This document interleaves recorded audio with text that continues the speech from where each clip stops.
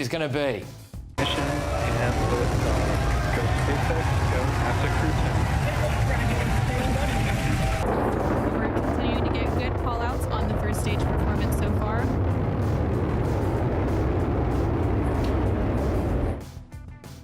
Will they finally make it home? I'm about to bring you astonishing, dramatic live footage of those very astronauts on your screens right now who've been stranded in space for months, hopefully landing back safely on Earth. What you're looking at there is live footage of the NASA control room. They're beavering away. They're trying to rescue these astronauts with the help, of course, of Elon Musk. We're going to take all of this live for you. Also tonight... Fair amount of drugs, marijuana, magic mushrooms, cocaine. I mean, that's going to surprise people. But important to acknowledge. I'm not a fan of hers. I wish a lot of luck to Harry, because he's going to need it. In the last few minutes, Prince Harry's visa application, his immigration forms have just landed. But what do they say? Did he lie on them? Will he be deported? And I can't believe I'm saying this, but it's true. I might be about to reveal the answer to one of the world's biggest ever mysteries. Who killed JFK? The JFK files are apparently about to be released as well, supposedly whilst we're on air. So we might find out, mightn't we? Also tonight...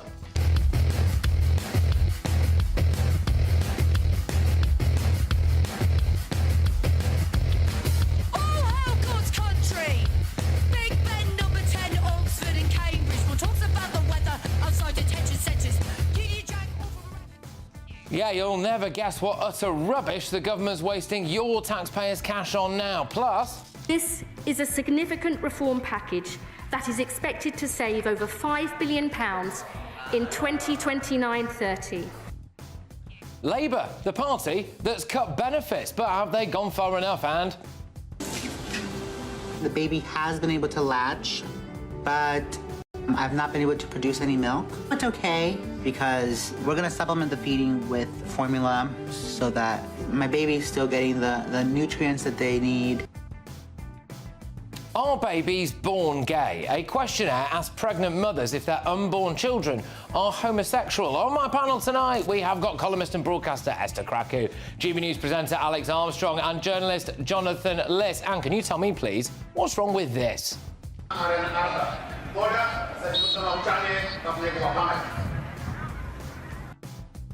Get ready, Britain, here we go.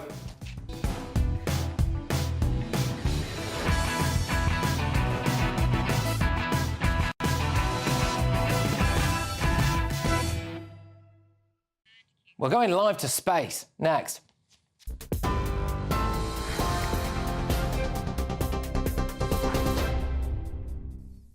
Good evening. The top stories. The Work and Pension Secretary unveiled a crackdown on benefits today aimed at saving £5 billion a year by 2030. Liz Kendall says the eligibility criteria for disability benefits will be narrowed in a bid to slash the money from the welfare bill, as she promised decisive action to fix the broken system. Ms Kendall also said the number of new people claiming the personal independence or PIP payment is not sustainable. Downing Street wouldn't be drawn into saying if Labour MPs could lose the whip for voting against the government's welfare reforms in Parliament. The Israeli Prime Minister says last night's airstrikes on Gaza, in which at least 413 people died, according to Hamas officials, are just the beginning, despite being called horrifying by the UN. Benjamin Netanyahu says the IDF had gone back to fighting after Hamas failed to release the remaining hostages it's holding following its attack on southern Israel on the 7th of October 2 years ago. The Israeli military earlier said strikes would continue for as long as necessary and would extend beyond airstrikes, meaning Israeli ground troops could resume fighting. The news comes as Foreign Secretary David Lammy said yesterday that Israel had committed a breach of international law for the first time since the conflict began.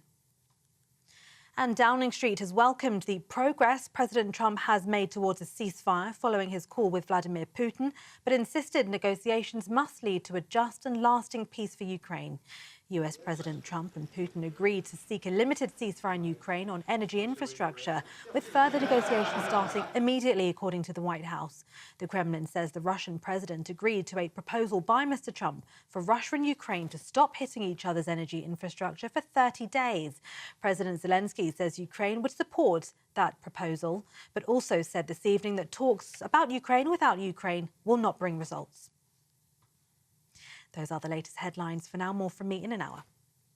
For the very latest GB News direct to your smartphone, sign up to News Alerts by scanning the QR code or go to gbnews.com/alerts.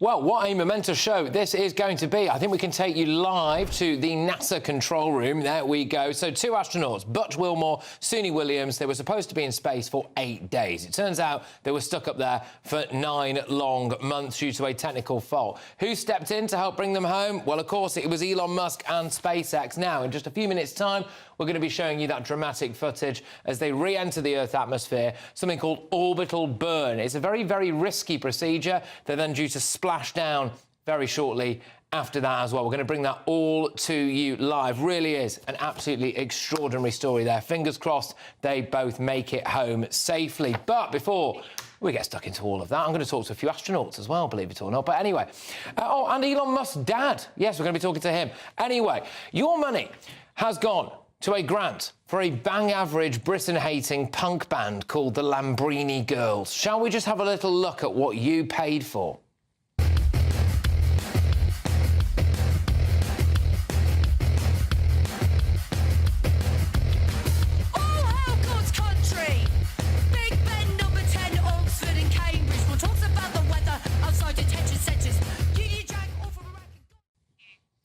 Oh, actually, sorry, can we just have a little look at a still image, I think, of that music video again? Is that possible, just to see? Yeah, maybe they could have spent their share of a £1.6 million taxpayer-funded grant on some English lessons, because I think they might have missed out an apostrophe there. Anyway, right. They are called Phoebe and Lily. Phoebe and Lily. Yeah. Have they got Farquhar on the drums, have they? Does Cuthbert play bass? Anyway, they've called the government fascist. They put Keir Starmer on their hate list. They've said that we are a colonial S-hole chunk of land thriving off unhinged nationalism. We're racist and xenophobic. You get the picture, don't you? And yet they're so punk. They're so rebellious. They're so anti-establishment that they've taken government money. Yep, they've taken money from the establishment. Hey, I suppose that they're being true to their radical left-wing roots, sticking their hands out and expecting the taxpayer to pay for everything for them. Lisa Nandy, the culture secretary, described them as, quotes, the best of British culture. Lisa Nandy clearly has cultured herself as a yoghurt. It's just the latest ridiculous thing that you are paying for. You paid for the anti-British Irish language movie that won Best British Film. It's a band called Kneecap. Here they are. The fact that English people are coming to our gigs now and paying, it's they're unwillingly kind of paying back reparations. We've secretly got them paying reparations. Give us all the spoils back as you took from the farmer. Send all the food back. Yeah.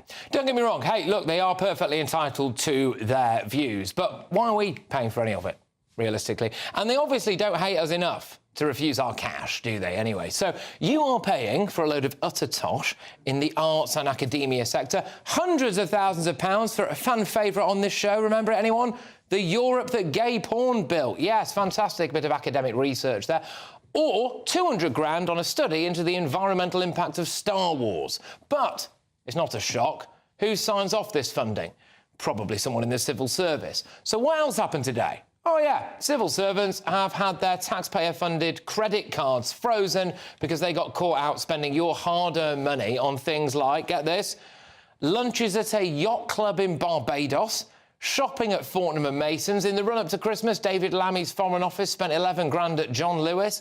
Somebody bought a life-size cardboard cutout of Harry Styles on your dime. They even managed to spend nearly 3 grand at an Art Deco cinema in New Zealand. Today, the Work and Pensions Secretary, Liz Kendall, who reportedly lives in a £3.9 million house in Notting Hill, by the way, has just cut people's benefits. But they've got the money to give away to Phoebe and Lily's fake punk band so they can call Starmer a fascist, and all the money in the world for David Lammy's Foreign Office to get sauced up at a Caribbean yacht club. Let's get thoughts on my panel this evening. Columnist and broadcaster Esther Krakow. We've also got GB News presenter Alex Armstrong. And we've got journalist Jonathan Less. Look, we're gonna take you back to space soon, guys. I know you've all been brushing up on your orbital re-entry. Can I just say, yogurt is incredibly cultured, Patrick. You messed up the metaphor. I don't know if I did, though, really. Yogurt is cultured. What about low-fat yogurt? Well, you didn't say that. OK, just go back and do it again. I will do. Anyway, let's get on point here. Why the heck are we paying for just some bang average punk band from Brighton or Bristol or wherever they are, Phoebe and Lily? Why are we funding their vanity project? What's it doing the empanadas or something weird? Lamborghini girls. The Lamborghini girls. Yeah. I thought they were the empanadas. Look, I think it's not a stretch to expect our culture secretary to be a bit more cultured. I mean, these people they're kind of like 15-year-old girls. Their political understanding of this country is that of probably like a 10-year-old. They're clearly terrible. They're much better artists in the country. I don't even care that they clearly have disdain for this country, and that's putting it nicely, because, you know, some people have the views that I may not agree with, but they're terrible. Why is taxpayer-funded money going towards terrible art? They played at Glastonbury. They played at Glastonbury. So what? That's not a benchmark. I mean, there's Georgia. There's so many artists that I think are better. There's so many. It's not about that. It's not about whether you think they're good or not. But look, guys, there is a slightly more serious point here, Alex, which I think is, why on earth are the taxpayers funding projects for people who despise Britain? Yeah, well, I was going to say these two things are diametrically opposed, aren't they? Because they're an anti-establishment band taking money from the establishment. It is a little bit bizarre. The same thing happened with Kneecap, which just taking money from the youth government. But what I was going to say is, I think British people generally don't want their money being spent on projects that are designed to make their country. People hate their country. You're a taxpayer. You probably want that money going to, I don't know, how about winter fuel allowance or something like that? Yeah. And this government's also sending two-tier messages, isn't it? One, we're cutting the bureaucracy. On the other hand, we're just giving cash away to artists that can't thrive. I thought we're a capitalist country. If you can't thrive in the free market, then what? You shouldn't exist. They could use some objective measures, like actually decent artists that are pretty popular. I mean, look, I don't want every band to make a pop rendition of God Save the King to try and be eligible for this grant. However, I think they should be at least listenable. This is so silly. They're much better artists that are clearly talented, Georgia Smith being one of them. I mean... Look, Liz Kendall's just cut benefits, right? Yeah, exactly. And at the same time, we're giving out a share of a £1.6 million loan to the Lamborghini girls. Look, they sound like the art bands, it's music, writers, academics, they've always taken government money because part of the government's remit is to improve Britain and to help the humanities, and it'll be a very, very depressing, grim country if... They literally think we are all... OK, all right, Patrick. First of all, you hate Starmer, so you should be applauding them, if anything. Hate Starmer. You give a pretty good impression of doing it. But look, here's the point.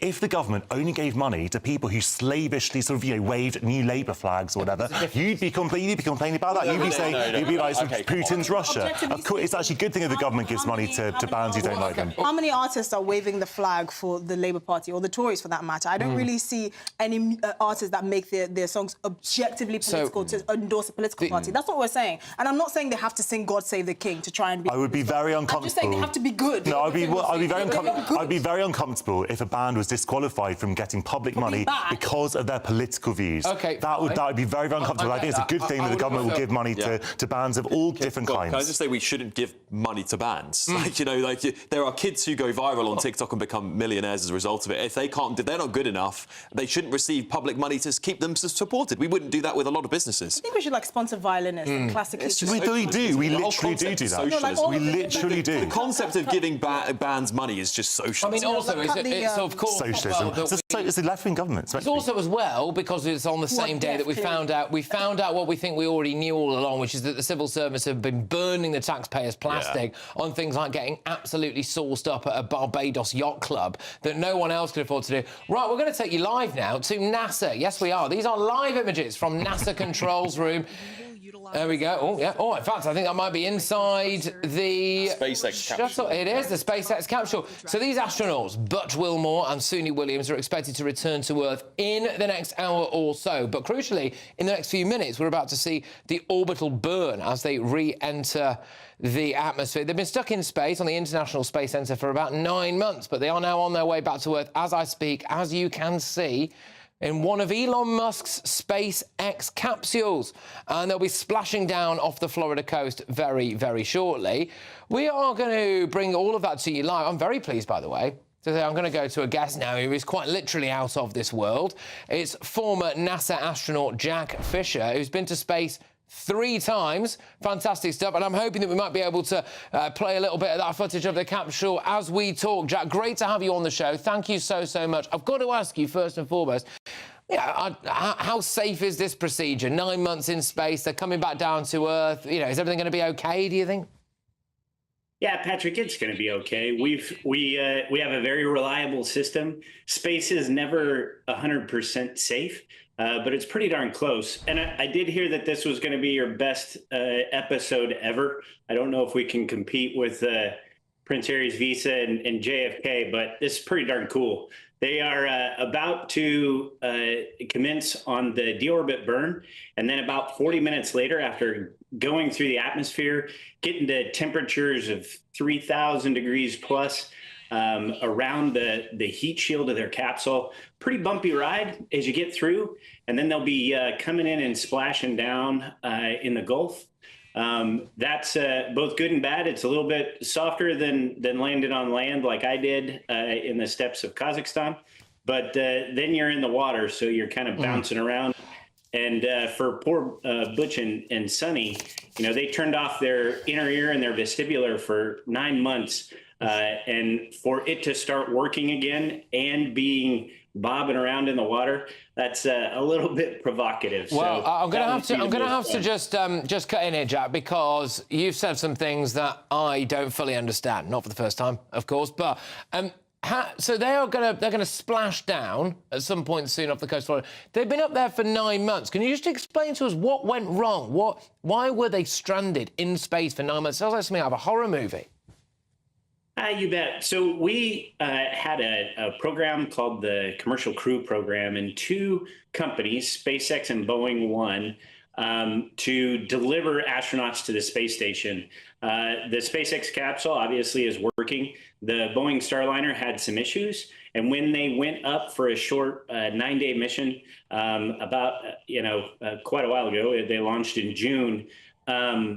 There was a leak, and so they decided to bring the capsule back without Butch and Sonny, and then they launched another SpaceX Dragon with Nick Hague and Alexander in September with 2 empty seats, and that's what they're coming home in is that SpaceX capsule that launched in September.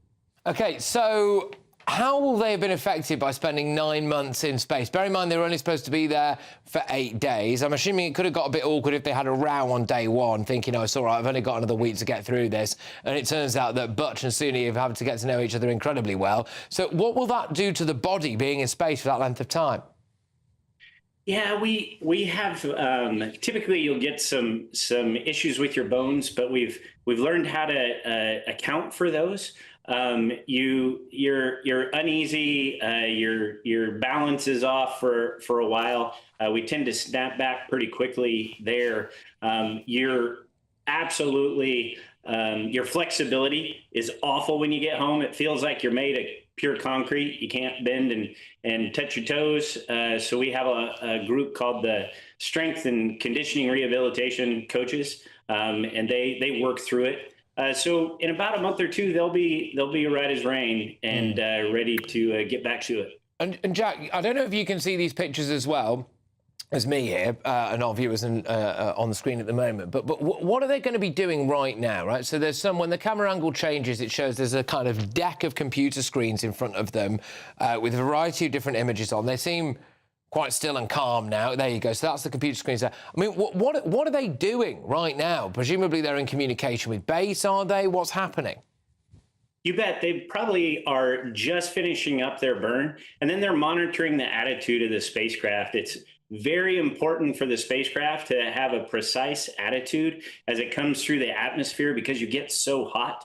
If you're a little bit off, the wrong part of the spacecraft gets hot, and you can have a lot of trouble. So Nick Hague, buddy of mine, is sitting there on the left nearest the camera, and he is monitoring that attitude like an eagle, making sure that nothing is out of place. As long as it's doing its job, he's just going to sit there. Well, hang on a minute. Hand. You know this guy that we're looking at right now. You know it. Absolutely, yeah. Nick Hague. We're in the Air Force together. Oh, this is amazing, right? Okay, so you know how he operates and everything. Obviously, he's incredibly experienced. I imagine he does. Not that I know anything about this, of course, but he looks like a man in control, doesn't he? So, I mean, presumably this is nerve-wracking. Oh, okay. I was got a bit nerve-wracking there when it looked like the feed had dropped. I'll be honest with you. But so we're looking back at a NASA controller. So this orbital burn that we're hearing about, which supposedly is maybe happening, I don't know. What's the riskiest part of this? Is it when you re-enter the Earth's atmosphere? Is it the splashdown? And then, if you don't mind me asking another question rolled into this, what happens when you do splashdown? Do people have to come and get you out of there quite quickly? Yeah, so we're looking at Hawthorne control, SpaceX control there. And the reason it snapped back is because as you start going through the atmosphere, the plasma goes around your spacecraft and you lose connectivity for a few moments radio-wise. And so it's kind of a blackout period, a little bit nerve-wracking for those on the ground, but you don't really notice when you're in the capsule. As you come down and you splash into the water, depending on what the waves are doing, you will be bouncing around a little bit or rocking around. And SpaceX has a vessel that comes, some divers hook up, pull it into this vessel. They set it on the vessel and then get you out and do a medical evaluation, make sure you're all good to go. Wow. Well, look, we're going to be watching this space very, very closely, quite literally, I suppose, in some senses.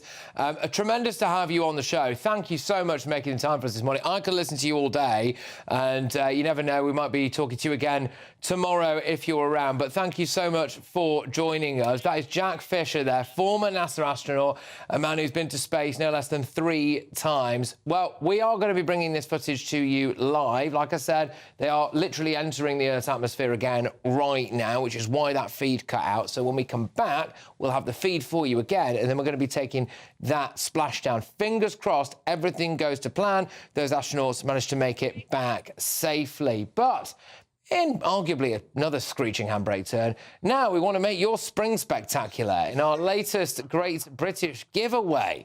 It's your chance to win £17,777 in tax-free cash. Here's how you can win. Spring has sprung with a Great British giveaway, and we're giving you the chance to splash out this season with an incredible £17,777 in tax-free cash. Jet off on your dream holiday, treat yourself to something special, or just save it for a rainy day. You'll also receive 2 brand new designer watches and a Mulberry handbag, so you can really look the part this spring. For another chance to win the lot, text cash to 63232. One entry costs £2 plus 1 standard network rate message, or text bonus to 63232. 5 entries cost £5 plus 1 standard network rate message. Go to gbnews.com/win. Entries start from just £2. Call 0903 681 3232. Calls cost £2 plus your network access charge, or post your name and number to GB12 PO Box 8690 Derby DE1 9TT. UK only. Entrants must be 18 or over. Lines close at 6 p.m. on the 4th of April. Please check the closing time if listening or watching on demand. Good luck. Good luck, everybody. Well, I'll tell you what, coming up, this could be the biggest night of news ever. Who killed JFK? What's in Prince Harry's US visa? Both of those things could be revealed very, very shortly. And as you've been hearing already tonight, those 2 American astronauts who've been stranded in space for 9 months are finally on their way home. They're expected to splash down off the Florida coast in the next, probably about half an hour. We're going to bring that to you live here on GB News. You can't look away. But first, well, can you be born gay? We're going to have a debate on that next. Hi, I'm Michelle Dewberry, and my show is your opportunity to cut through all the noise and dive in headfirst to some robust debates. Ideas clash. Situation, isn't it? Because the failure is... You're deliberately avoiding my point. Nothing's held back. And if you think this is the end of it, wait for more. And we do not shy away from the difficult stuff. Sometimes I want to shake people and say, if only you understood. So join me on Jubes & Co. weeknights at 6 p.m, only on GB News, Britain's news channel. If you want your news to be straight talking... This is a nightmare for the Conservatives again. Down to earth. It's not just Nottingham where this is happening, is it? And most importantly, honest. Hard-working, middle-class taxpayers, they'll get their book thrown at them. Then catch me, Martin Daubney, Monday to Friday, 3 till 6 p.m. on GB News, Britain's news channel. GB News Breakfast, every day from 6 a.m. Now, parents across the country who had suffered a miscarriage will now be granted the right to bereavement leave. It's hard to believe that wasn't part of the law before. Well, it's now part of Labour's reforms on workers' rights. Well, the change will benefit those who lose a pregnancy before 24 weeks. Well, it's a victory for Keely Langthorne. She's the woman who's led the campaign for the law to be changed. And finally, it has. And Keely is with us now. She's the founder of George's Law and a partner, she's a lawyer as well, at RWK Goodman. And she herself has suffered 3 miscarriages. Keely joins us now. And Keely, it is so good to see you. Victory at last. Victory at last. We've come a long way here, Lee. Yeah. And we've spoken over the years so many times, haven't we? You've been campaigning for years for this under George's Law. Yeah. And it happened on George's birthday this week. It did. So, yeah, it all started back in 22, shortly after I lost George. Obviously met you shortly after, started the campaign, and yeah, Monday evening will go down in history, George's 3rd birthday, being told that, yeah, it's going to finally be law. So what will happen now? How much leave will women be able to have? So now it will, Stephen, mirror that if you lose a baby after 24 weeks. So in this current stance, the law says if you lose a baby over 24 weeks, you get 2 weeks paid leave.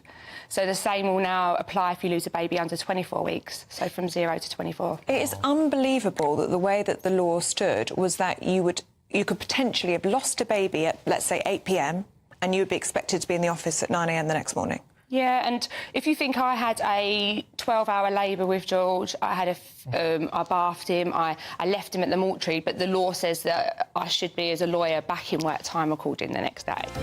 GB News, the People's Channel. We're proud to be GB News, the People's Channel. And as you know, we always love to hear your views. Now, there's a new way of getting in touch with us at gbnews.com/yoursay. By commenting, you can be part of a live conversation and join our GB News community. You can even talk to me, Bev Turner, or any of the members of the GB News family. Join me, Nana Akwe, for an informative, interactive news programme with a difference. It's fun. No, he didn't say that, though.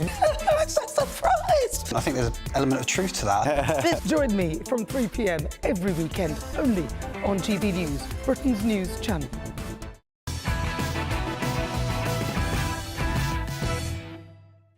Yes, welcome back, everybody. Well, absolutely momentous scenes that we are about to bring you live here on GB News. You're looking at the control centre there for SpaceX and NASA as Butch Wilmore and Suni Williams, who are very much now household names, are hurtling back towards Earth. 9 months they were stranded in space, stuck in space, and it's been revealed that Joe Biden refused to allow Elon Musk to go up and get them with the SpaceX capsule. They were only supposed to be there for 8 days. Currently, they are going through orbital re-entry, and what that means is that their live feed cuts out briefly. It's probably the most dangerous part of this entire mission, apart from, of course, the splashdown. They're currently experiencing G-force 4 times that of you and I. So they are really going through the ringer right now. We'll bring you that live when we can cut back to the inside of their capsule. I'm also potentially later on going to be revealing who killed JFK. I know, I can't quite believe it either, but those files are supposedly about to be released whilst we're on air. But first, well, quite an interesting story, this. Can you be born gay? It's time now for the head-to-head. I know, sounds like an odd thing to ask, but here's why I am. Because healthcare providers in the United States and the state specifically of New Jersey are now required by law to collect detailed demographic data on all patients, including their sexual orientation. But parents are now being asked if their unborn or newborn baby is lesbian, gay, bisexual, straight, heterosexual, or, wait for it, self-describes. So tonight I'm asking, can you be born gay? Going head-to-head on this now are the presenter and podcaster Martin Joseph and the human rights activist Miranda Yardley. Thank you very much, both of you. Great to have you on the show. Miranda, I'll start with you. Can you be born gay? I think the idea of someone being born gay is a simplification. It's a question that is not really, we're not going to find any truth in ideology or sloganeering. It's a scientific question. And as far as what science has to say is that it is something that is influenced by a combination of genetic, hormone, environmental and social factors. There's no single gay gene that would have any deterministic effect or allow you to predict whether somebody was going to turn out to be gay. The story in question from this survey from facility users in New Jersey, I think it's absolutely absurd that they're asking these questions about young children and children that haven't even been born yet. Well, quite. I mean, the idea that you could tell from an ultrasound, but I don't know. Hey, look, Martin, I think you have a different view, don't you? I think you, as far as I'm aware, you are of the view that people are born gay. Yeah, I think that's like a non-question for me. Listen, that document, I think, is something's got lost along the way. I don't think anyone is making the point that children are being born and all of a sudden you can diagnose someone as gay, as it were. Like, that can't happen. I do believe you're born gay. I believe I knew from a really young age. I think I've got 3 siblings. We all grew up at the same time in the same household with the same parents, and it was very evident to everyone around me and to myself from a very young age, I was gay. Like, that was, I knew it. I knew this. I didn't have the language to explain it at the time. And I think, I mean, I always like to talk about the fact that I was born on the day that Section 28 came in. And that means that my entire young life, I couldn't learn about being gay or what a gay person was or anything like that. So I didn't have the knowledge to talk about it. So I do think young people can say that, yes, I'm gay, or know more about their gender than you do. I don't think a parent can claim that their child is born gay. This brings me on to my next point, right? Because I don't know about you, Miranda. I would be a little bit concerned, I think, as a medical professional, if you were doing the ultrasound and then you presumably, according to law in New Jersey, you have to give the upcoming parents this document, and they say, yes, our unborn child is indeed transsexual or bisexual or anything. I mean, I don't know. Is that not a bit weird, Miranda? I think it's absurd. I don't consider that that's something that's ever really going to happen.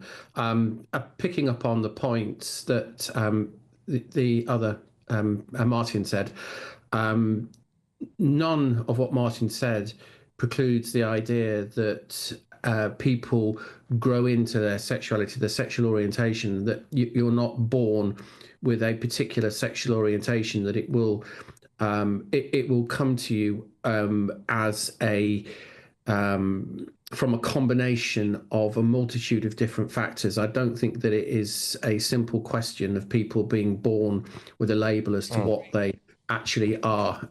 Certainly what we know about the ideas about transgender and what used to be called transsexualism is that most certainly is highly unlikely to be something that people are born as. Rather, it is something that they become over a period of time. OK, Martin, I'll give you the final word on this. I mean, I would argue, what is the point of this, right? So, like, is it sometimes maybe you think parents want to make their child seem more interesting by saying, oh, look, our child... I think that document is... Seriously, I mean, how do you describe, from looking at it in the womb, oh, that's a straight heterosexual. I mean, what is it? What's he doing? Does he come out driving a white van and smoking a roll-up? I mean, what is it? I think that document is a little ridiculous, and I think there has been some bureaucratic mistake there. However, I think it would be good to gain this information. If a young person wants to say that I'm gay, why don't we collect that information? Because right now we're having debates about gender and orientation with no facts or information. So I would rather know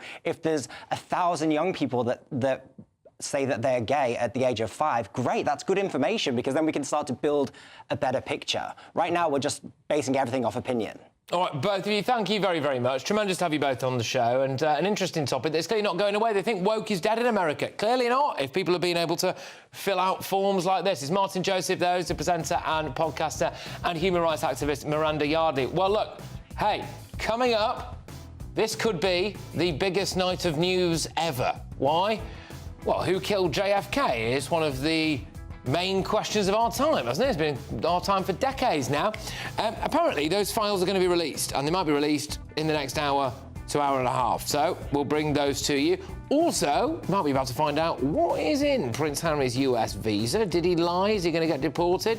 Big night of news. And, of course, as you've been hearing already tonight, those recovery operations. There we go. These 2 American astronauts have been stranded in space for 9 months. They're on their way home, expected to splash down off the Florida coast in the next couple of hours. The person responsible for bringing them home, by the way, is ultimately Elon Musk. And later on, I will be talking to Elon Musk's dad, live here on GB News, but also tonight. This is a significant reform package that is expected to save over £5 billion in 2029-30. Who'd have thought it, eh? The Labour Party, the party of slashing benefits. But have they gone far enough? That's next.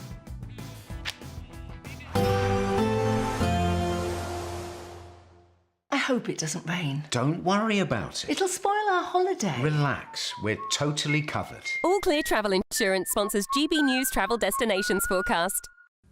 Plenty of sunshine through the middle of the week for Italy and Croatia. Some chilly winds blowing across Greece and Turkey, strong winds and more rain to come for Spain and Portugal. Some places here could see a month's worth of rain over the next day or so. Some of that showery rain affecting the Pyrenees and the south of France. Much of Italy dry and sunny. Plenty of sunshine over the Greek islands, but that northerly wind will be bringing a chill. But temperatures will be recovering slowly in Santorini over the next few days.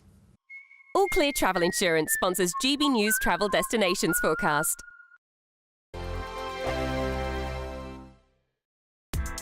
Join me, Nana Akweer, for an informative, interactive news programme with a difference. It's fun. No, you didn't say that, though. I'm so surprised. I think there's an element of truth to that. Join me from 3 p.m. every weekend, only on GB News, Britain's news channel. Good afternoon, Britain. Good afternoon, Britain. Join us, Tom and Emily, To find out what's happening in the heart of Westminster. and why it matters to you. Weekdays from midday, we bring you the most compelling stories from across the United Kingdom. And from your doorstep to our inbox. That's right, we want to hear from you. GB News, Britain's news channel. GB News Breakfast. Every day from 6 a.m. Well, this is Chris. This is Biggins. the Botticelli's Venus. Well, right? this gets me incensed. This is unbelievable. Right. Woke union chiefs. But there we are. There's the famous have painting. said that this must be taken down. The birth of Venus. This must not be watched. You mustn't look at this. And there's a trigger warning. Trigger warning. As well, right? Yes. And I don't know who's put the trigger warning on this. Is it the museum where it's held, or Some union chiefs. Oh, right. Woke union chiefs. I mean, this is so just... what is the offence now with that? What? You can see her belly button. Oh. And a little bit of her titties. I mean, it's a beautiful painting. Yeah, the trigger warning is that this painting may involve nudity.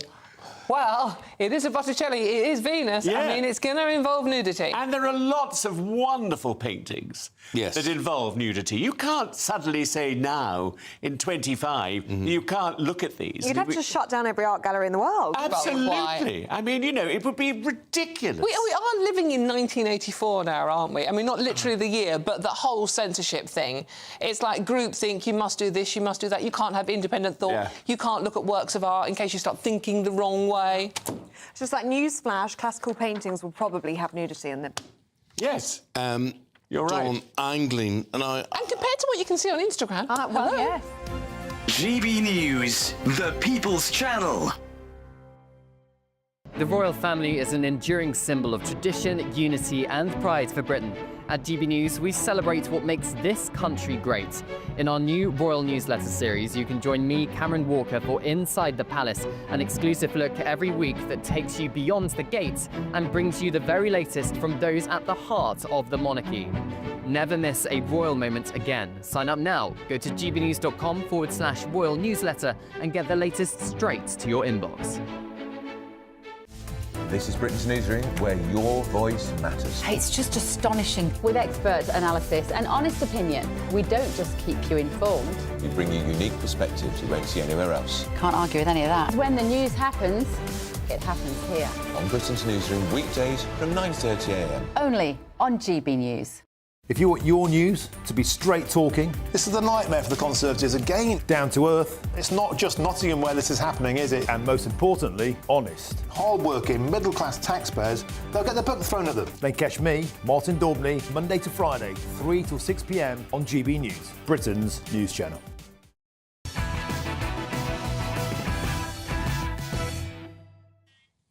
Hello and welcome back to Patrick Christys Tonight. And crucially, look, welcome to space. Well, why have we done this? Because these are live images from SpaceX and NASA's control room very shortly. The astronauts, Butch Wilmore and Suni Williams, they are going to be returning to Earth, well, any moment now. We think they could be splashing down. They've been stuck on the International Space Centre for 9 months. They're only supposed to be up there for 8 days. There was a technical fault. And then what happened? Well, they couldn't get back. And Joe Biden, it's emerged, refused to allow Elon Musk to go and get them with a SpaceX capsule, apparently because of the upcoming election. But of course, Trump won the election. Musk sent SpaceX up, and now they're about to re-enter Earth and see their families again for the first time in 9 months. I'm joined now by a man who's been affectionately nicknamed the People's Chancellor. He's entrepreneur and podcast host. It's Rob Moore. Rob, thank you very, very much. Well, we were initially going to get you on to talk a little bit about the welfare cuts and the benefits cuts, etc., but I do feel like we might have been overtaken by events somewhat here. I mean, this is it not a victory for Elon Musk and a victory for private enterprise? Yes, I think it's more great marketing for Elon Musk. Having these public arguments with all the astronauts and, claiming all the glory at the end and bringing them home and exposing Biden for not wanting to take any of the glory. And here he is with all the glory. It is. I'm going to be talking to Elon Musk's dad a little bit later on, so we're going to get his views on all of that. But, I mean, when you look at what's going on, it really is absolutely, completely and utterly remarkable that they are now going to be essentially dumped into the ocean and then rescued again, aren't they? But does this not just show how petty Joe Biden was? I mean, he was literally willing to allow 2 people to just, like, not quite rot in space, but not far off it. Yeah. I suppose it depends on where you take your source of information, because NASA claimed that it was technical and operational and not political in terms of why they weren't brought home. But if Elon Musk has the equipment and the ability to bring them back, why make them wait 8.5 months? Doesn't make any kind of real sense to me. No, not at all. And so Elon Musk has now apparently gone up and, well, not himself, obviously, we sent SpaceX up there, and they are on their way back home. We are hoping that we're going to be able to show you some live footage of that shortly. But apparently the feed has just cut out for the moment, which is probably because they are hurtling through the Earth's atmosphere. So I just think, actually, in a slight shift, if you don't mind, everybody, given that we currently cannot take you live pictures of exactly what's going on with those astronauts. Rob, I will just pivot slightly and talk to you a bit about one of your specialist subjects as the People's Chancellor and what we did originally have you on to discuss, which is that Labour have decided to actually slash the welfare state, haven't they? They've decided to cut people's benefits as well. My understanding is that you don't think they've gone far enough. Is that right? Well, I'll believe it when I see it. And I did nearly fall off my chair and spit my tea out because I didn't think I'd see the day. But clearly they realised that they are... I mean, depending on your source, it's about 300 billion the UK spend on welfare, or 10.9% of GDP. That's a huge amount of money.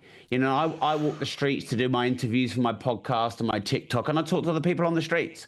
You know, I often buy the people who are homeless coffee and sandwiches, and they talk openly to me. And I've asked many of them, why don't you go back to work? And they say, well, there's no point, because I've got a house, and if I go back, i.e. paid by the state, and if I go back to work, I get less money than what I get on benefits.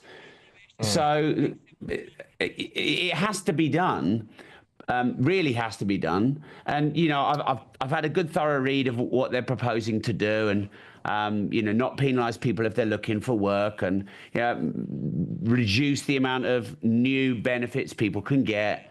But it's all lots of little things. And I really think they've got to focus on bringing back a work culture into the UK, because I think we've also lost that work culture. Yeah, I mean, what the detractors from Liz Kendall are saying is that they are punching down. The Labour Party is not supposed to do this. They are now targeting some of the most vulnerable people in society. What would your response to that be, Rob? Well, I think that's nonsense. Because anyone who's got genuine disability, they've protected, and rightly so. It's only people who have the ability to go back to work. And, you know, there's been so many people gaming this system. Perverse incentives was what Kendall said herself. So there was disincentives to go back to work. They've not punched down, because as soon as they came in, they increased national insurance, they increased stamp duty, capital gains tax. So they're definitely not. They're punching up as well. Well, indeed, there we go. We'll have to wait and see, of course, what happens, but goodness gracious me, we need some economic growth, and as far as I'm concerned, you only get that if more people get into work, and I don't think it is realistically the case that so many people who are off on the sick are genuinely sick and cannot work. Rob, look, I'm very sorry that it's been a bit weird tonight, but we have obviously been slightly overtaken by events, by some people hurtling down towards Earth, but thank you very much for your comments there on the welfare state as well. Right, so, several big things happening, going on all around us. We might be about to find out who killed JFK. Genuinely, those files could be about to be released. Did Prince Harry lie on his US visa? Will he be deported? And, of course, fingers crossed we're going to get a live feed on this. OK, this is the control room. Astronauts are currently hurtling their way back down to Earth. We should be able to bring you live footage of their re-entry and of their splashdown in just a couple of minutes' time. This is now the danger zone for these astronauts, so don't go anywhere. I'll see you in a sec. Hello and welcome to the latest update from the Met Office for GB News. Now, after a sunny day, it's going to be a clear and frosty night for most of us, but more sunshine is expected over the next few days, and it will gradually warm up as the air increasingly comes from the south. It's these southerly winds around an area of high pressure that are bringing the clear skies, the relatively dry air, and as a result, under those clear skies, where the winds ease overnight, a widespread frost is expected, particularly for parts of mid Wales, the Midlands, northwards, widely in these places, -1 to -2 Celsius.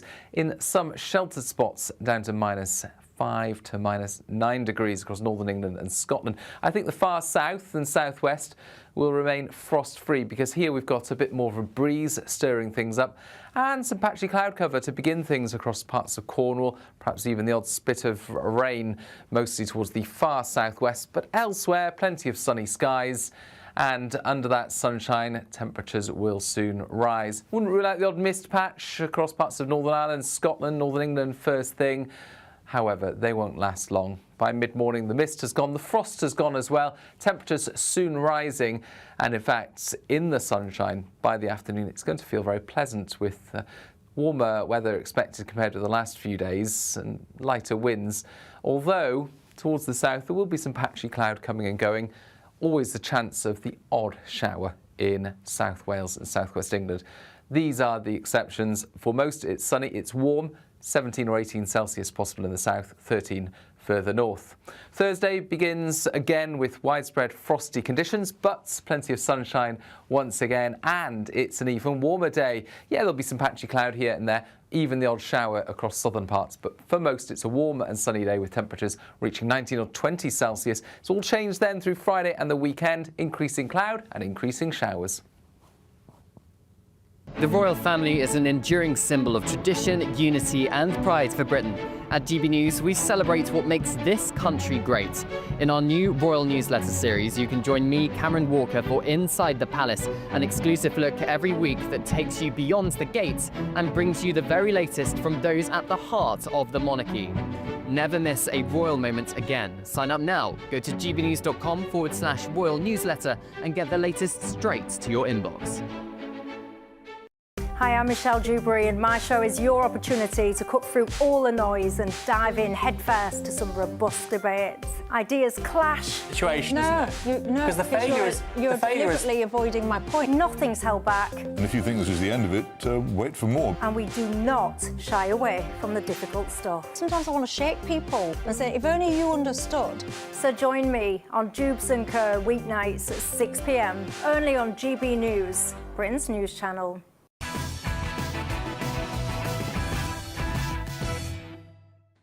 Okay, welcome back, everybody. Right, we are about to take you live again now to the NASA and SpaceX HQ, where they are controlling the return, which you can see on your screens there now, of 2 American astronauts who have been stranded in space. Let's have a little listen to what's going on, shall we? p.m. Pacific time, so just minutes from now, and you may hear the Corps begin to hail out or call Dragon for communications and see if we can potentially get communications with them a little bit earlier.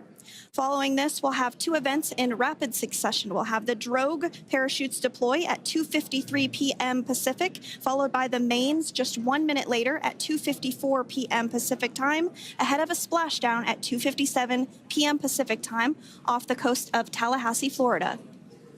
What you've heard there is that we're going to get splashdown in just 7 minutes' time. We are going to keep with this. To continue watching the completely live footage, by the way, go to GBN2 by scanning the QR code on your screen at some point. I imagine that will pop up. And there it is. And go to the GB News YouTube channel and selecting GBN2. But I would, of course, much rather you stayed here, because otherwise, presumably, my television figures will drop. But joined now by leading Harvard astrophysicist Avi Loeb. Avi, thank you very much. I hope we can bring up the footage yet again. Avi, what do you make of what's going on here now? It really is an extraordinary sight, isn't it, to see these astronauts now hurtling back towards Earth? Yes, definitely. They should have come back a long time ago. They were launched back in June, about 9 months ago, and they were stranded because of technical problems with the Starliner that Boeing launched. And right now they're coming back with the SpaceX vehicle. So that's very good news in the sense that nothing bad happened to them, except they were exposed much longer to the hazardous conditions in space. How dangerous was that for them, Avi? I mean, obviously, it seems to us like it's a well-oiled machine, but I mean, it's clearly not, is it? If there's a technical foul and they have to stay up there for 9 months. Right. There are many physical issues that come up in space at a lower gravity. The vision changes, but most importantly, the body is bombarded by harmful cosmic rays, more than on Earth. And there is also ultraviolet radiation, all kinds of things that take a toll on the body, especially staying there for 9 months. And it would be interesting to see the physical condition. As they come back, I'm sure they will go through medical examinations. Now, just for our radio listeners, we are basically looking at footage of what appears to be a really bright, or it almost looks like the sun in the sky, but obviously that is the capsule. Barbie, could you talk us through what we are seeing right now? What is actually happening at the moment inside that capsule? What are we looking at? Well, the capsule is coming back and eventually will land on Earth. And of course, there is a lot of jitter because of friction with the atmosphere. There is heating of the walls of that capsule as it sinks down in the atmosphere. And it's often a very frightening event for astronauts in it. But I think we don't have to worry too much because the technology was perfected, over the decades since the Apollo missions. Well, will they be going through some kind of extreme G-force? We just saw a picture. I imagine the feed is going to flick between what's going on inside that capsule and the exterior of it, which is what we're looking at now, and the radar there. What is it? What are they going to be feeling? The acceleration is not greater than a fighter jet acceleration in the sense that it's 1G without the atmosphere, and the atmosphere slows it down. Now you can see, in fact, the parachutes even slowing it down more. And, you know, with the parachutes, it's just like parachuting. There is not much risk left now, and they will land at a relatively low speed. Okay, so I'll tell you what, Avi, we're gonna just take the commentary live now, because apparently any second now we're gonna get splashdown. So stay where you are, please, Avi. Here we go. Next up, we'll stand by for the main deployment of the parachutes. The mains are quite a bit larger. You'll be able to notice the difference on your screen once they deploy, and they continue to ensure that the Dragon spacecraft slows down even further. As we mentioned, Freedom will be traveling 16 miles per hour when it splashes down off the coast of Tallahassee, Florida, here at 2:57 p.m. Pacific time this afternoon. And there we go. We have visual on 4 healthy mains. That view was from inside. Freedom copy. That view was from inside one of the buckets where the parachutes are located. So we see a great view there of the reefing on those parachutes. And as those main parachutes begin to inflate fully, 4 beautiful, healthy mains. Now awaiting visuals of splashdown. Freedom, 1,000. We'll start to hear Commander Nick Hague. Copy, 1,000. As we heard right there, Commander Nick Hague will be calling out the altitude of the Dragon capsule from here on out. Landing in water is simpler and provides more margin against unlikely parachute issues. You can see those parachutes continuing to slow the Dragon capsule down. And if you're just joining us, you're looking at 800 meters. A live view of Crew 9. Just minutes away from splashing down off the coast of Tallahassee, Florida. Splashdown 2 minutes from now at 2:57 p.m. Pacific. We do have 4 healthy mains really doing the job there. Just breathtaking views of a calm, glass-like ocean off the coast of Tallahassee, Florida. Crew 9 just minutes away from splashing down. This is really such an incredible shot. Copy, 600. That was a live view from our recovery vessel, Megan, which is stationed a couple miles away from the splashdown site. We can see the crew there using their restraints as resting places for their arms. They were just in space moments ago, so their arms were able to float freely.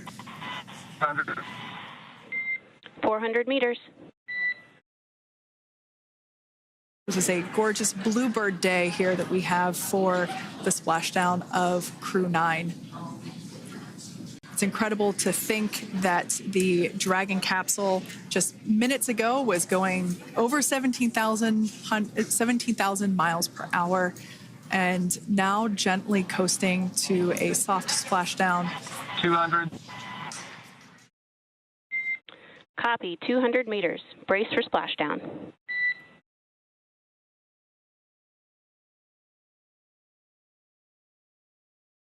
As you can see there on your screen, continuing to monitor progress of the Dragon spacecraft. And we're going to stand by for splashdown, located in the Gulf of America, off the coast of Tallahassee, Florida.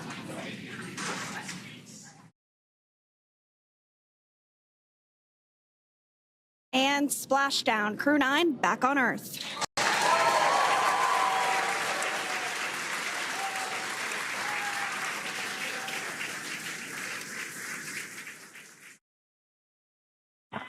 And SpaceX Freedom, splashdown. Good main release. Copy, splashdown. We see main chutes cut. Nick, Alex, Butch, Sunny, on behalf of SpaceX, welcome home.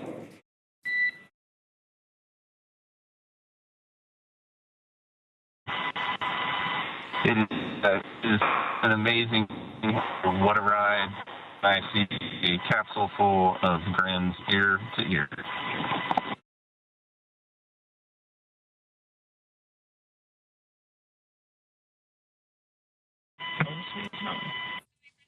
Oh, all right. So the connection is a little bit shaky when it comes to hearing from inside the capsule, but they are saying that absolutely everything seems A-OK. Those astronauts have made it back in one piece. They have landed now off the coast of Florida. I mean, just absolutely amazing sight, isn't it? I think we're just going to go back to Avi Loeb, who's a leading Harvard astrophysicist. What do you make of what we're looking at here, Avi?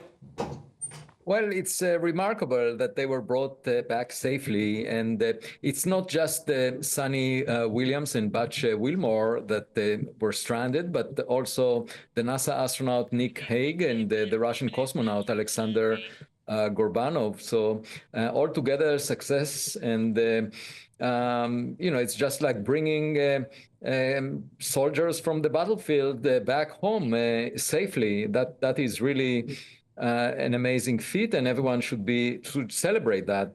I just think it's absolutely astonishing when you see that iconic footage of the moon landing and you see some of the earlier forays that we had into space. Given some of the clarity with which we've been able to watch this entire mission is absolutely remarkable. But what happens now, are we? I mean, they're presumably sitting in the capsule. We heard a little snippet from them. They said everything's fine, so hopefully it remains that way. But goodness gracious me, you'd be incredibly nervous, wouldn't you? You just plummeted back to Earth from space. You're in the middle of a huge body of water. You're hoping everything holds up okay. How long before they're out of there? Well, they will access the capsule and take them out of there. I think they're very safe right now. And of course, medical examinations will tell us whether over the past 9 months they suffered any bodily harms. Otherwise, the next question is what will happen with the Starliner, given the malfunctions and technological issues. Boeing is in trouble. They will have to demonstrate that they can do better. And of course, what we want is to bring people safely, not just to a space station, but also to the moon and eventually Mars. Well, indeed, you mentioned Mars. I mean, of course, Elon Musk is taking a lot of the credit, rightly so, I suppose, for bringing these people back with his SpaceX technology. I'm going to be speaking to Elon Musk's dad in the next few minutes' time, but his big ambition, as he stated, is to go to Mars. In fact, Trump said we were going to go to Mars. When you look at things like this, how likely do you think that is, and when? He's very ambitious. He wants within a couple of years to demonstrate we can reach Mars and bring Starship there. And then after that, it's a matter of a decade or so when humans will start going there. And there are a number of hurdles, but I think it's a very important vision because Earth, could be quite risky for the future of humanity. There could be a single point catastrophe, and we want another place that humans will be in. We need potentially another home to go to. Sorry to cut across you, Avi, but the footage that we're seeing on the screen now is absolutely remarkable. So for our radio listeners, there are boats speeding towards this capsule, which is currently in the water, and they are approaching it now. We're about to see these doors open, I think, are we, Avi? Is this a particularly risky moment, is it? Looks it. Not very risky. Right now, everyone is floating on the water, and there shouldn't be any issues. And they will just open the door and take them out. I mean, that is, whatever remains is just very safe right now. Good. Well, that's good. That's a relief. I tell you what, honestly, I can't believe that we're able to see all of this. I'm just like a kid at Christmas here, being able to look at this capsule in the water and having to come out. So what happens? Do their bodies have to adjust when they come out? Are they going to get on that boat? What happens now? Yeah, they will get on the boat, and of course, there will be some adjustment for them. By the way, the reason it looks like a very unusual event is because a lot of years have passed since the Apollo missions. Such as this technology of bringing people back to Earth in a splashdown was demonstrated many times before. Arby, can I just say a massive thank you to you? I absolutely love your stuff. I'm an avid viewer and listener to everything that you do on YouTube and all the interviews that you do and the work that you do. So it's a real pleasure and an honour actually to be able to talk to you on my show here. So thank you. Good luck with everything. It's Arby Love, leading Harvard astrophysicist. I am going to dip back into the commentary now over this because I believe we might be able to hear from these astronauts. I hope so. Anyway, let's just see what they can say. Alexander Gorbunov inside. Dragon has autonomously completed several steps to safe itself following splashdown. We are continuing to see Dragon in what is known as stable 1 configuration. That's kind of the ideal configuration following splashdown. It's upright, and the Dragon capsule's in the right configuration for it to be hoisted into the recovery vessel Megan, which you do see a little ways off in your screen approaching. Dragon will continue to remain live on air with you through that recovery process, all the way through the point where the crew is extracted from the Dragon spacecraft. Now, if you are just joining us, the mission has gone smoothly so far. Dragon successfully splashed down off the coast of Tallahassee, Florida at 2:57 p.m. Pacific, 5:57 p.m. Eastern Time this afternoon. Approximately 17 hours prior to splashdown, Dragon autonomously undocked from the International Space Station, completed a series of departure burns, jettisoned its trunk section, and performed its final burn, the deorbit burn. This placed the Dragon spacecraft on a trajectory toward Tallahassee, Florida. Dragon successfully re-entered the Earth's atmosphere, followed by deployment of its parachutes to slow the spacecraft down to a gentle splashdown. We're now going to follow the Freedom. Hypergol sweeps and unfired ordnance checks are nominal. Rigging is in progress. Approximately 25 minutes until capsule lift. Stand by for PMC with SpaceX flight surgeon.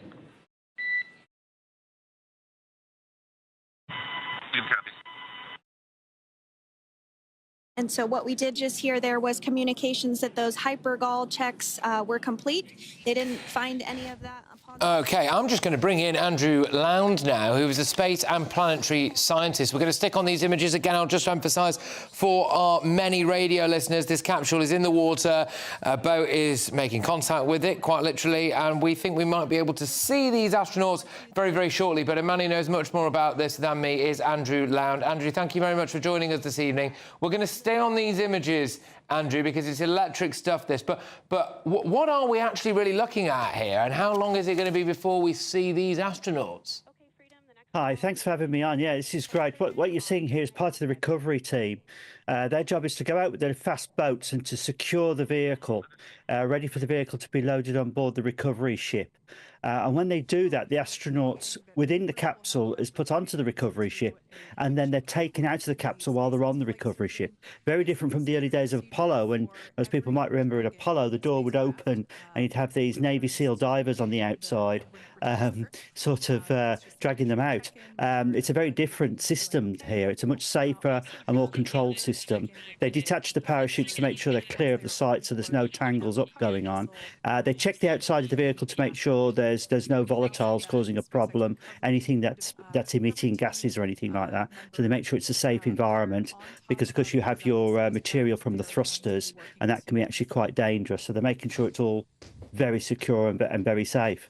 Yeah, they are indeed. I'm just thinking what a cool job that is, by the way, to strap your wetsuit on and be deposited onto the side of a space capsule in the middle of the ocean like that, and having to try and make initial contact with the astronauts and rig it up. So it looked to me a little bit on those images we were looking at before that they were almost lassoing it. So then they drag that somewhere, do they?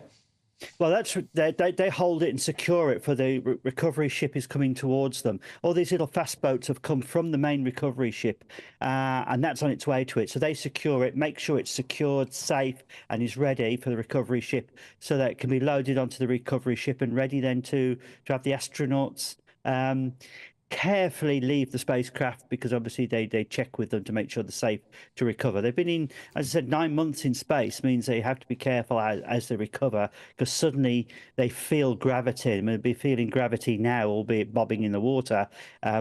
So suddenly they find themselves in a very different environment to what they've been used to for the last 9 months. What will they be feeling? I mean, they've been through 9 months of zero gravity. They've then had re-entry, extreme G-force, and now now they're bobbing around in the ocean, experiencing gravity again for the first time. Presumably that has a huge toll on the body. It does, and that's why they have to make sure they're everything okay, because the body now has to readapt to it. The heart is working stronger than it did. It works a lot less. It's less stress on the heart once you're in a zero-G environment, and there's less stress on bones and muscles. So you have to really work those to make sure that you stay fit. But on Earth, again, of course, it's back to normal. So they have to make sure that the body adjusts gently and carefully to the environment. In Russia, for instance, in the old Soviet Union days, when cosmonauts were brought back, they put them into soft couches when they left the spacecraft. So they actually gave them a much more gentle time getting back to it. I've seen that done on a couple of occasions here as well in the United States. So whether they do that this time or not, I don't know. Well, the pictures now are showing you the recovery, but I can see pictures of the recovery vessel coming in on the live feed, and that's where the spacecraft will be loaded onto, and then for the crews to be taken out. Yeah, indeed. Just absolutely astonishing images here. We're getting it from every single angle. And look, this is all very well and good. I mean, it's amazing for people like me, and I imagine most of our TV and online viewers, to see things that we might never have seen before. But it's easy to forget that presumably, Andy, this is a bit of an embarrassment for NASA, the fact that they had people stuck up there for 9 months, and then Elon Musk and SpaceX had to come to the rescue. I mean, has this whole thing actually been a bit of a nightmare for NASA? No, it's been overplayed by elements of the media. They're not stranded. They were never stranded in space. They could have been brought back at any time if because SpaceX could easily have sent another vehicle up if NASA had funded them to do it. What their decision was, I mean, the biggest embarrassment is not so much NASA, it's Boeing, because the Starliner spacecraft, which these two astronauts or two of these astronauts were testing, of course, had some malfunctions and issues with it, but that's the whole point of testing, and had to be brought back without the two pilots. So they had to stay on the International Space Station. And then NASA had to make a decision, well, what do we do? Do we pay for another mission to go up and simply bring them back? Or do we just rejig the system? They decided to rejig the system. Those two trained astronauts then became part of SpaceX Crew 9, which had two astronauts launched to it, and those two have come back today as well, of course. So they just simply became part of a new mission and continue the work there. So that's all that really happened. They rejigged the scheduling of flights and missions. That's all they really had to do. So it's not stranded is really very misleading, and you know, it's not an Apollo 13 situation where you did have astronauts in real trouble. They weren't in any trouble. They just got rescheduled to do more work than they were anticipating to do. But they'll be the Wilmore and Williams will be the first people to turn around and say they were very happy with that situation, because that's what they're trained for and that's what they do for a living. Well, it's a good job they get on, isn't it? Otherwise, that would have been an awkward 9 months. That's a good point. You see, you make a big point, an important point there, and the crews are trained to make sure they all get on with each other, and they have a mix of personalities and they have a mix of skills. And they're actually using a system that was developed by Ernest Shackleton when he went to Antarctica. And I think it's quite interesting. One of the things Ernest Shackleton always asked for people when they were going on his expedition to Antarctica is, what do you bring to the party? Can you play a musical instrument? Can you sing? Can you act? In order to bring and gel a team together. NASA play that game very, very carefully so teams can work together. And you have a situation like this where two astronauts have to stay on the space station far longer than was anticipated. Instead of 8 days, it was 9 months. But because of the training and because of the way they gel teams together, they were able to fit in quite easily. What kind of food will they have been eating, Andrew, when they're up there? I mean, you can't get a McDonald's delivered. There's no Uber Eats up there, is there? No, not really. No, the food packs are quite good and very nutritious, and they're actually carefully balanced diets which they have, which is always a good thing. So the chances are once you're back down here on Earth, you'll actually be pig out a little bit. When you go into space, sorry, the pizzas are off and things like that. Although sometimes they do have a special type of pizza, but diet is carefully balanced, so they will lose weight naturally. There's been some controversy over this at some point from people probably who don't quite understand how crews actually work. They do lose weight because you get down to your normal healthy weight while you're working in space, partly due to the excessive exercise that you actually do to make sure everything is in place, partly because, of course, you wanted to have correct food. So the balance is correct there. They do have treats for special occasions, but only rarely. So they sort of have a diet that we probably should use down here on Earth, and we'd all be much more healthier. The space diet, possibly better than Ozempic. I can see hyper-rich people in future, instead of going on the Atkins or something, just jettisoning themselves up into the atmosphere for a little while. But you know who I always think of in these situations, Andrew? I always think of the families of these people. Now, I don't know the personal circumstances of Butch Wilmore and Suni Williams, who were up there, but for a lot of astronauts, you know, they have wives or husbands, they have children. It's an incredibly risky business, let's be honest with you. And those families must have been, even though they know they're, you know, quote-unquote safe on the International Space Station, can you imagine watching your relatives, excuse me, coming back down to Earth like that? Yeah, I mean, that's the thing that really probably was the big issue over the 9-month stay rather than the 8-day stay, was the effect on the families. Because remember, it was over Christmas. And so all the Christmas plans went out of the window when these two astronauts had to stay in space. They couldn't join their families for Christmas, albeit they could do a Zoom link or something equivalent to that. That is the issue. And of course, families still get worried about it. I mean, I think anyone who watches the film, certainly the film Apollo 13 brings that out exceptionally well, where you see the wives really stressing out. The Right Stuff is another good film to watch, where again, you see the issues where the families are suffering badly because of the nature of the game. And even though it was riskier during Apollo days, it's still a risky business here. I mean, we've already seen where the spacecraft they were testing at, Starliner, there were issues with it. And the reason why they stayed there is because NASA wouldn't take the risk of bringing two astronauts back in case something was wrong. So, yes, it's the families, because there's nothing they can do, whereas at least the two astronauts, they're busy, they've got work to do, they crack on. Yeah, 100%. And now, Andrew, please stay where you are. We're going to check back in now with the live commentary from NASA, just to see what they're saying, just to see where they're up to with that. Let's have a listen. Masterpiece, just ensuring every detail has been in place for Crew 9's return. That is such great news. I'm so glad that you're able there to experience it in person. Now, can you tell us a little bit about what's next to retrieve the crew for the recovery personnel on board? Yeah, Kate. So coming up next, Dragon will be hoisted into the on-deck translation system, or the nest, at the aft end of the ship, and then will be translated pretty quickly towards that egress platform. We'll perform another series of safety checks as final precautionary measures, just to make sure there are no hypergolic vapors present before opening that side hatch. And then once that side hatch of the spacecraft is open, the crew will be assisted out of the capsule one by one from NASA and SpaceX. Freedom, SpaceX, ComCheck.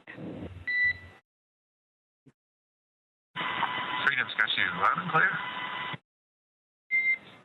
Thanks, Nick. I've got you loud and clear as well. We have completed our forward link transition. Let's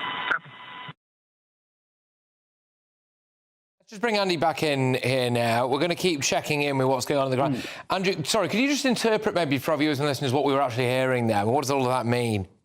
Yes, the hypergolics. This is the thruster fuel which is used to control the spacecraft itself. They have to make sure that's drained off and cleared and is not leaking, because that would be very dangerous to people who are working on the outside of the vehicle. So you have to make sure it's to make sure there's just no volatiles of any kind coming off the vehicle. Because just like say a motor car, for instance, you have oils and you have petrol and things like that, and you don't want those leaking if you do anything. On the spacecraft, it's exactly the same thing. So you're making sure all things which could cause harm are not leaking out of the vehicle. It is cleared. If you notice, when it did actually land, when it was in the water, it was actually venting as well. It was releasing any materials, gas, CO2 is released. It drains off all the water, anything that's on board that isn't necessary anymore, it gets rid of it. So you actually have a vehicle nice and stable and safe. And then you just check the outside to make sure there's nothing stuck to the outside. For instance, the thrusters, the hypergolics, can actually have some material, can sometimes stick to the outside of the vehicle that can be slightly corrosive and dangerous. So they just check to make sure there's nothing there. So is this person who's on the outside of it now actually a very, very brave man or woman? Well, no, just doing their job, really. With these things, that's what they're trained to do. They know what they're doing, and that's the point. And, of course, once they got up to the vehicle, they didn't jump on it straight away. They had a quick eyeball, as they call it, eyeballing it around, having a good look to make sure everything's okay. And then he goes on it, or she goes on it and has a quick look and can check it. They're very well protected in the suits that they're wearing there, so they're quite safe and quite keen to do it.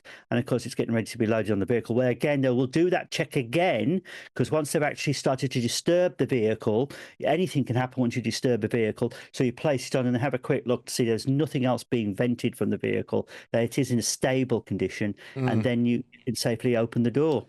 OK, well, look, Andrew, thank you very much. And I'm just checking what we can actually see on the screen now. Now, please don't think I'm going to say there are dolphins. Seriously, I'm not making... Look at that. There are dolphins just circling. This is unbelievable. There are dolphins circling the capsule. Let's just go to the commentary now just see if they are actually talking about this. This is amazing. It's incredible. I just love these views. We really see them even better in daytime.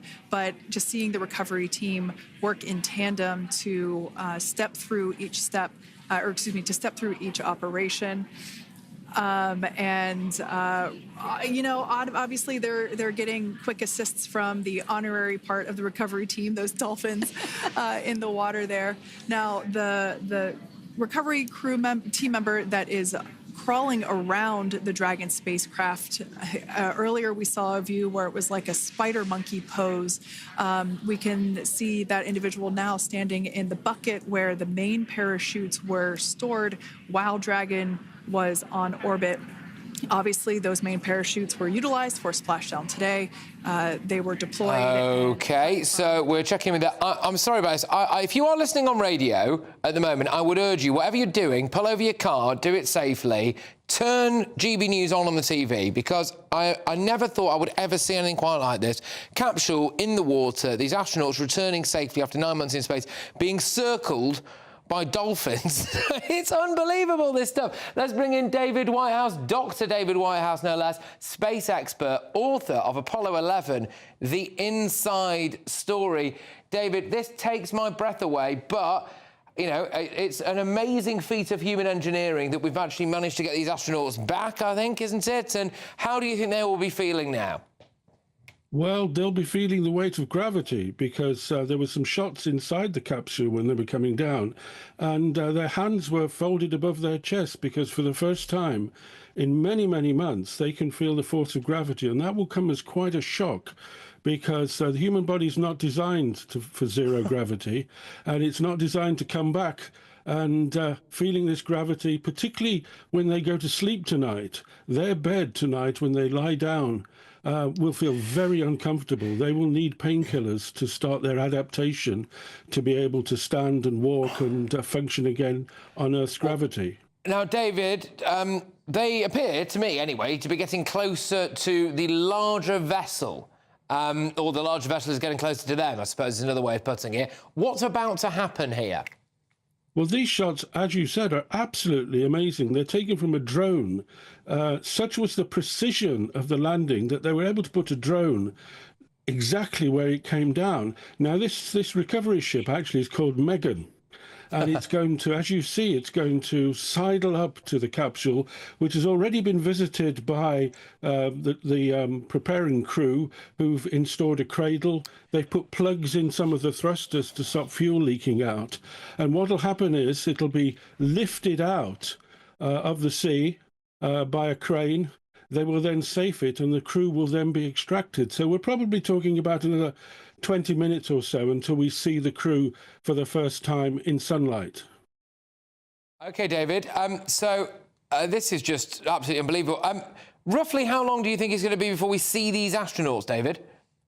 It's probably going to be about 15 or 20 minutes because it's happening actually quicker than they said on the supposed timetable.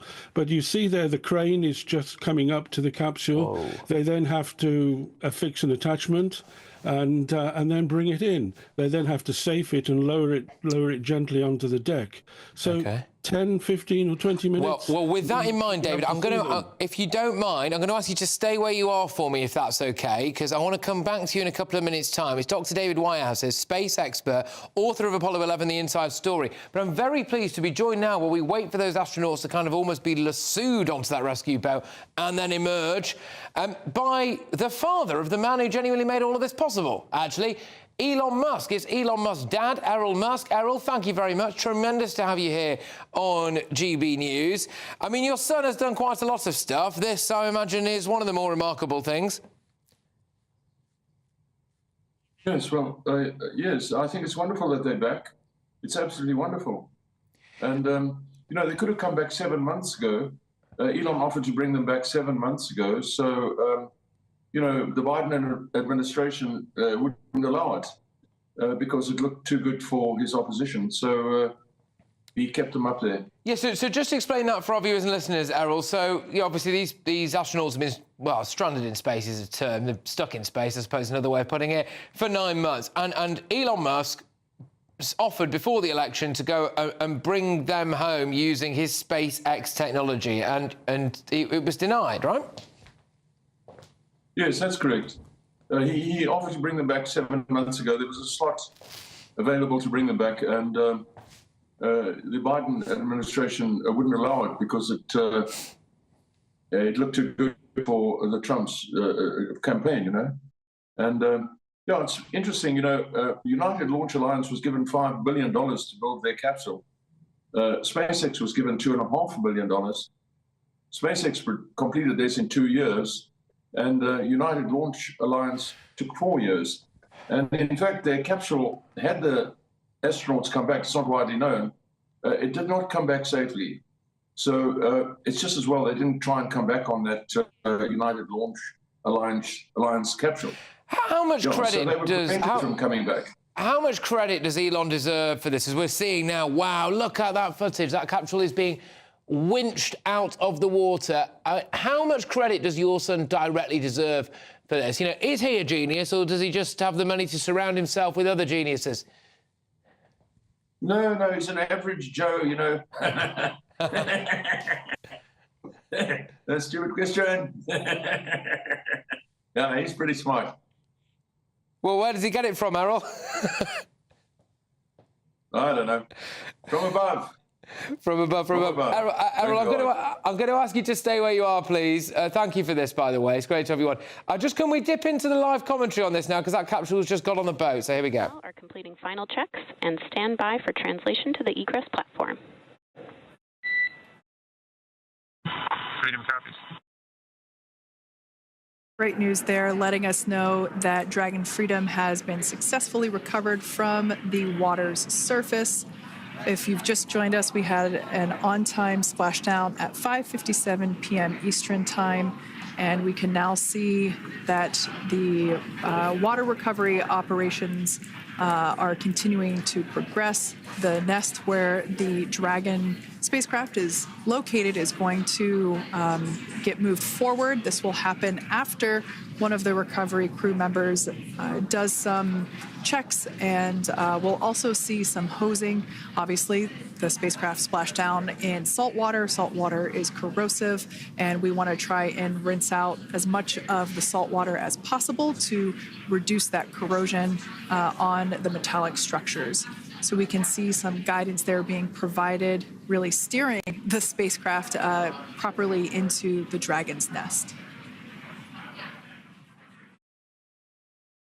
All right, it's been 30 minutes. Let's bring back in Dr. David Whitehouse, space expert and author of Apollo 11, The Inside Story. Gosh, so these astronauts, they've been stuck in space for 9 months, and then they've come back. They've had to sit in the water there for the best part of an hour. They're getting winched onto a boat. I mean, they must be itching to get back out into the real world, surely.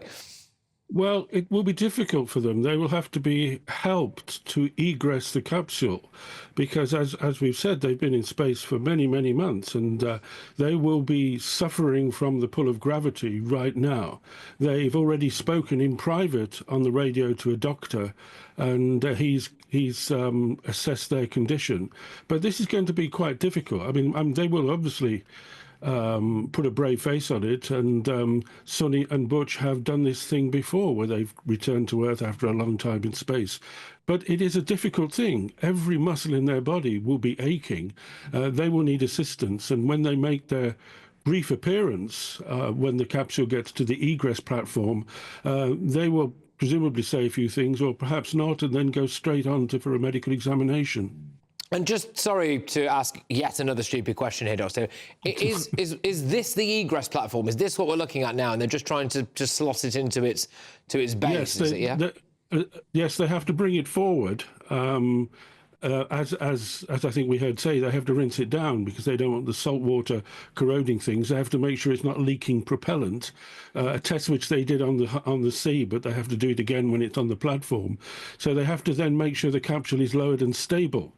they then turn their attention to the hatch. So this is a methodical process, because this capsule, remember, has to keep the astronauts alive in space, but also through the re-entry, from going from 17,500 miles an hour to 19 miles an hour when they splash down. So it's a tough shell with protocols and safety features that all have to be gone through before they bring the astronauts out. Yeah, we're going to wait now. Any second now, we think we're going to be seeing these astronauts. But, David, just sticking with you on this, we have got Elon Musk's father, Errol, who's waiting patiently for us, so we can go back to him shortly. But how much has Elon Musk changed the space game, David? Elon Musk has changed it completely. Remember, SpaceX is something like 25 years old now. And it went through a series where it came near to failure, one launch away from failure. But he persisted, he's got new designs, and he made NASA and the other aerospace companies look slow and clumsy. And he's pioneered the reusable use of rockets. His Falcon rockets, Falcon and Falcon 9, the rocket that launched the crew last week, they launched something like 140 times a year. They are really reliable, reusable, relatively cheap forms of getting into space, and he's changed the whole nature of getting into space.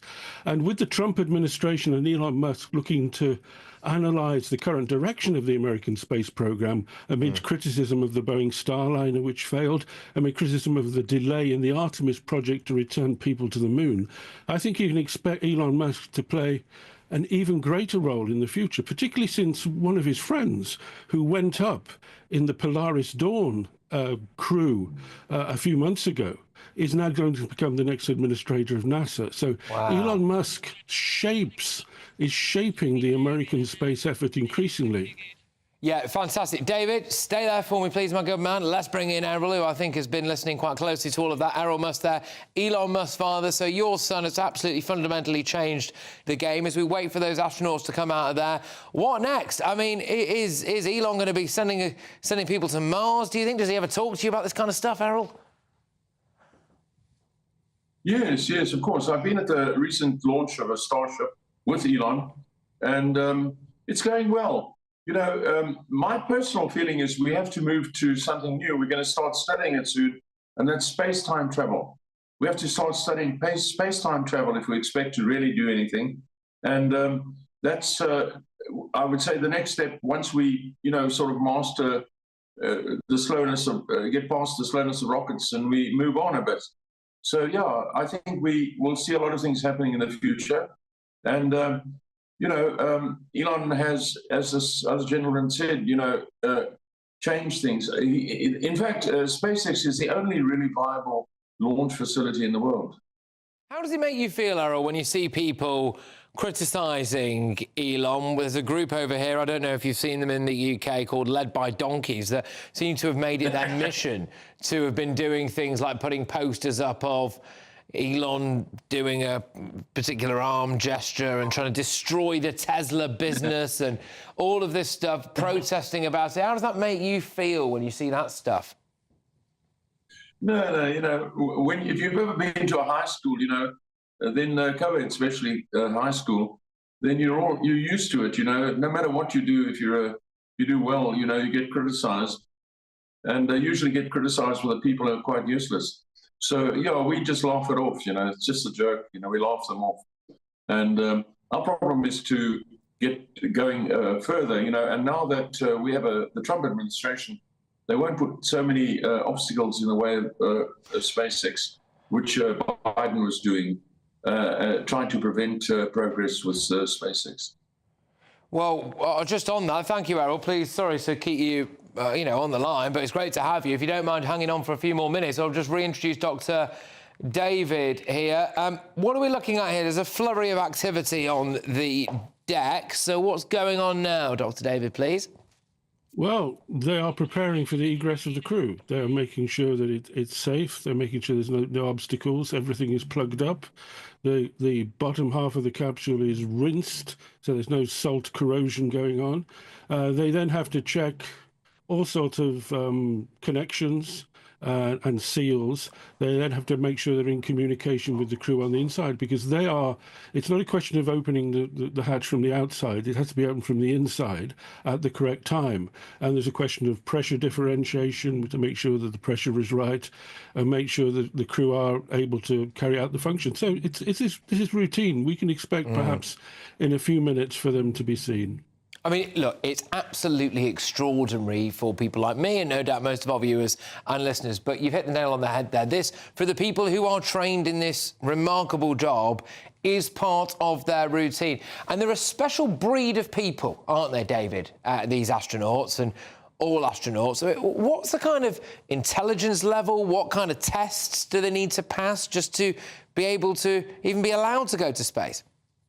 Well, the astronauts these days are different from what is colloquially called the gods of Apollo. The gods of Apollo had to be really extraordinary people, and they were usually test pilots on the basis that they had to handle high-speed equipment, altitude and stress and all G-forces and all that business. Nowadays, we are in the realm of space workers, people who go to work in space. Now, although these capsules are still flown by experienced pilots who have got aviation history before they even get into a capsule, but a lot of the people who go along to do work you don't have to be fantastically fit. You have to have a certain level of fitness, of course, but you don't have to be super fit, as long as you're able to cope with the rigors of launch, and it's actually less than you get in some fairground rides that you can go around the country. So provided you are well-trained, and it takes years to be an astronaut. If you're selected as a candidate astronaut, you can spend, I think it's 3 years in your basic training, and then another two years training for the particular mission you're on. Okay. Sorry about this, David. I just want to pause you there for a second. Let's just take this commentary live. To me, it looks like this hatch might be about to open. Let's just see what they're saying at NASA. And downhill. Just really impressed. Thank you. Thanks, Nick. It's been an honor. This is a pretty exciting moment coming up. We are working to open the side hatch. One thing that may not be obvious from, just looking at the spacecraft here is that this side hatch that we're about to open, the last time it was open was when this spacecraft was at the launch pad. This side hatch is what is used for initial capsule ingress and final capsule egress, but all comings and goings from the spacecraft while it is on board the space station are from the forward hatch, which is located at the top of the spacecraft under that nose cone. So this is a pretty exciting moment because it will be the crew's first breath of fresh air since boarding their ships at the start of their journeys last year. And the very first person that will have the opportunity to say hello to the crew once that hatch is open is a SpaceX medical recovery personnel representative. Then we'll see procedures take place to remove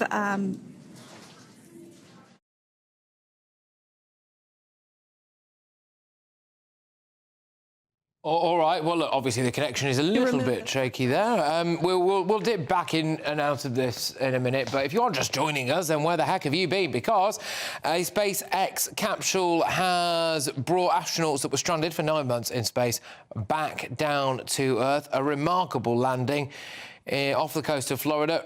Remarkably surrounded by dolphins as well. They are about to get out of this capsule, I think. And let's go back to the NASA commentary. Into the capsule, into Dragon Freedom to help the crew members unbuckle and stand up, and essentially we'll also see a fun little slide be put in place to help the crew members exit the spacecraft safely. So yeah, we're going to remove all 4 of those footrests to basically give a little bit more working room inside the spacecraft. That's right, and we did hear the go for that hatch opening, so we're just a couple minutes away from being able to see that, and then we might be able to get the chance to see a couple of views inside of the Dragon and see the crew following their splashdown. Now, opening that side hatch isn't quite like opening, the door to your car. We have to depress the seal around the side hatch, as well as, we'll now see them open that side hatch up.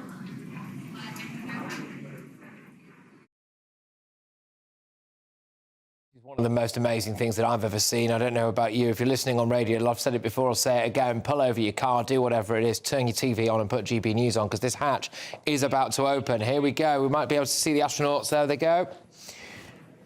And there you have it. The side hatch is open for the first time since September.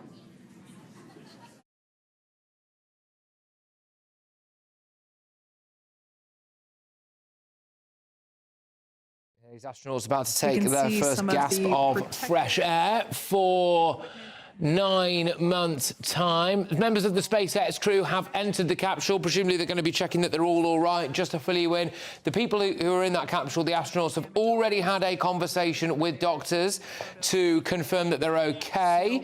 So let's see if we can get the first glimpse inside the capsule. These photos will get saved into our procedure.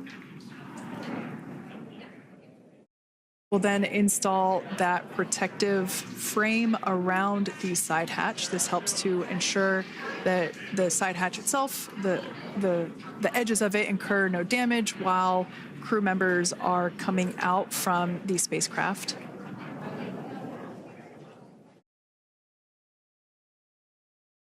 If you missed it, there was also a recovery team member that went inside. So there are now 5 people on board the Dragon spacecraft.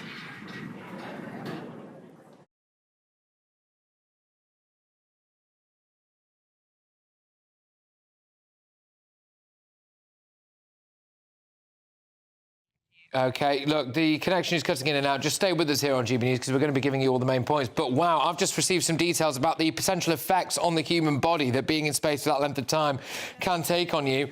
I mean, huge potential issues, including blood clots, reduction in bone density, poor digestion, cardiovascular function being reduced. So this is really quite a touch-and-go moment for the people who have been on board this capsule and stranded in space for so long.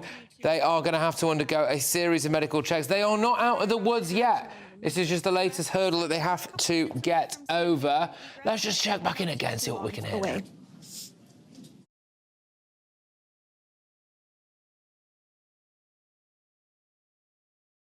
We'll probably see those footrests being handed out here in the near future, as I mentioned before.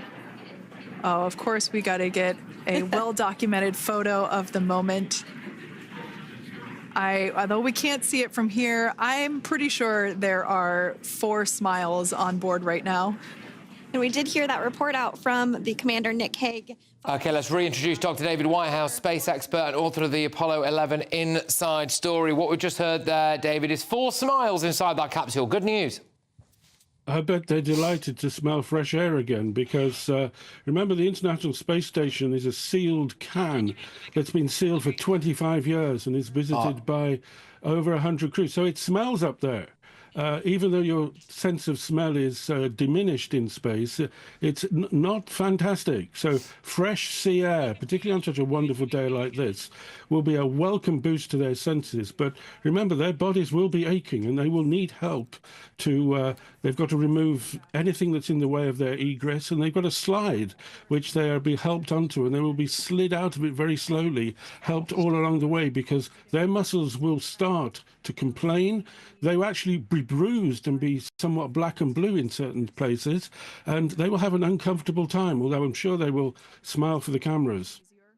I mean, 100%. We just saw a cheeky little glimpse of them, that first shot back inside the capsule, all 4 of them waving. I'm trying to figure out what's coming out here. Now, can I just reintroduce Errol Musk, Elon Musk's father here. Remind ourselves that it is actually only because of Elon Musk's SpaceX that these astronauts are back here safely on Earth. Now, Errol, I'm assuming that these 4 astronauts are probably going to be giving a big thank you to Elon in about, I don't know, 5 minutes' time.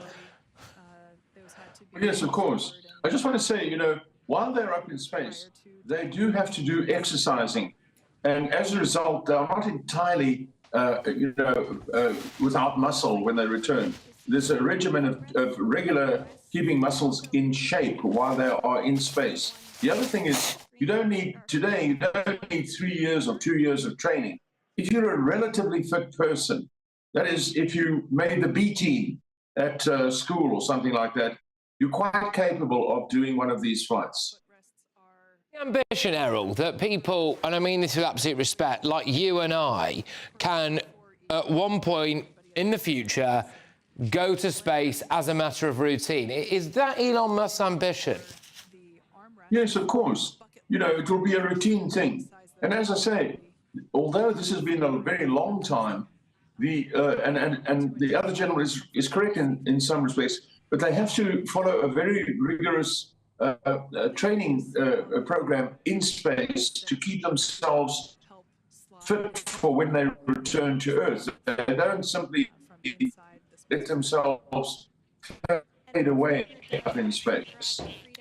All right, okay. Errol, thank you very much. Please stay where you are. Let's just check in with the NASA commentary quickly, I think. Let's just see what they're saying. Standard procedure for all Dragon spacecraft flights that splashdown crewed, as well as for our Soyuz spacecraft that land in Kazakhstan.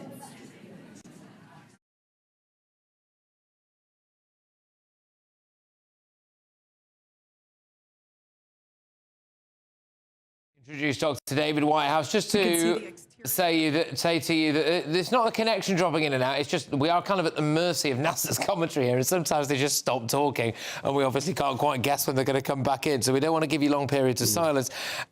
Dr. David, forgive me for this. You mentioned something that I kind of glossed over before. You think it's actually going to be a bit grim in that capsule? You were saying that it actually is going to smell quite bad. It's not the nicest environment. Well. Yes, the space station, as I said, is a sealed can, and it's got lots of people living in it. You can't wash tremendously well. The hygiene is antiseptic, wet wipes. There are no showers on board, so yes, it's you do the best you can, and it does smell up there. But then again, your sense of smell is reduced when you're in space, so perhaps you don't notice. You feel. Some people feel as though they've got a permanent cold when they're in zero gravity. So that first smell of fresh air is what many returning astronauts really tells them that they're home, and it's a welcome assault on their senses. David, what's the procedure here now? So when they come out, they're going to be on this boat in the middle of the ocean. They then get taken? Do they get taken to Cape Canaveral? Do they have to get taken to hospital for assessment? When do they see their families? When are we thinking that there might be some kind of press conference? What's the procedure? Well, it can vary from mission to mission. They may say something on the ship itself, but they will be taken down below decks to see a doctor where they will be assessed. They will need some rest.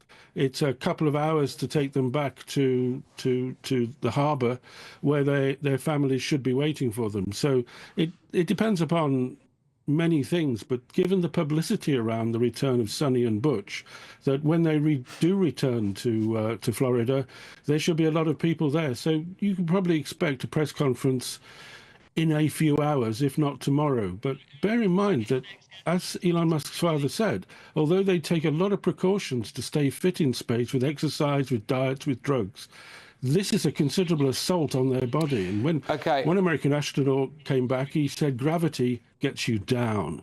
All right, David, think that I'm looking at some kind of stretcher going into this capsule now. Let's just see what the NASA commentary says. We might be seeing the first astronaut. Let's take it over to... Yeah, there we go. Go on, take it to NASA.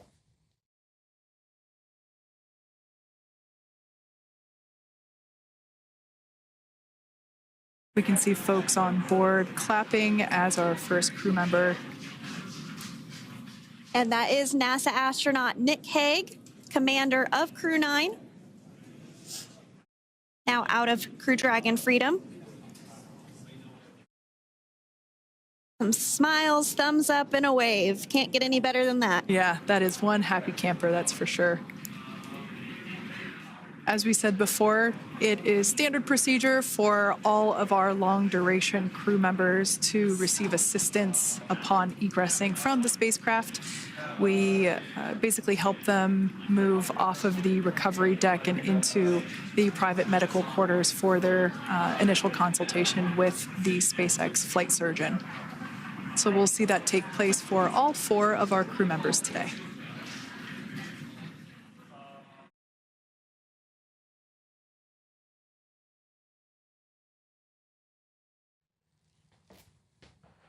Well, there we go. The first astronaut has made it out safe and sound.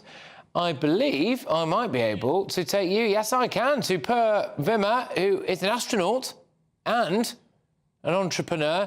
Per, thank you very much for joining us. Well, I mean, where to start? You've been through this yourself, have you? Well, I've been through some of the training for this, but not on the Dragon. I'm absolutely delighted to see that they've come back safe and sound. It's been almost a textbook landing all the way, and it must be fantastic for them to put out their heads and breathe some fresh air again after 9 months in space. And forgive me, Per, because as you can imagine, this has been a bit of a rolling news feed. So you yourself have been to space, I take it, or have you just been through the training you were saying? Yeah, I'm going up end of next year. So I've been through all the training, the centrifuge, the fighter jets, the Vomit Comet, Wow. Getting ready for weightlessness. Per, just pause it there for me, my good man. Very sorry about this. Take you back. We've got another astronaut coming out now. Looks like we're getting some cheers and clapping on board as Alexander is slid down the little ramp and placed into the mobility aid. Again, big smile.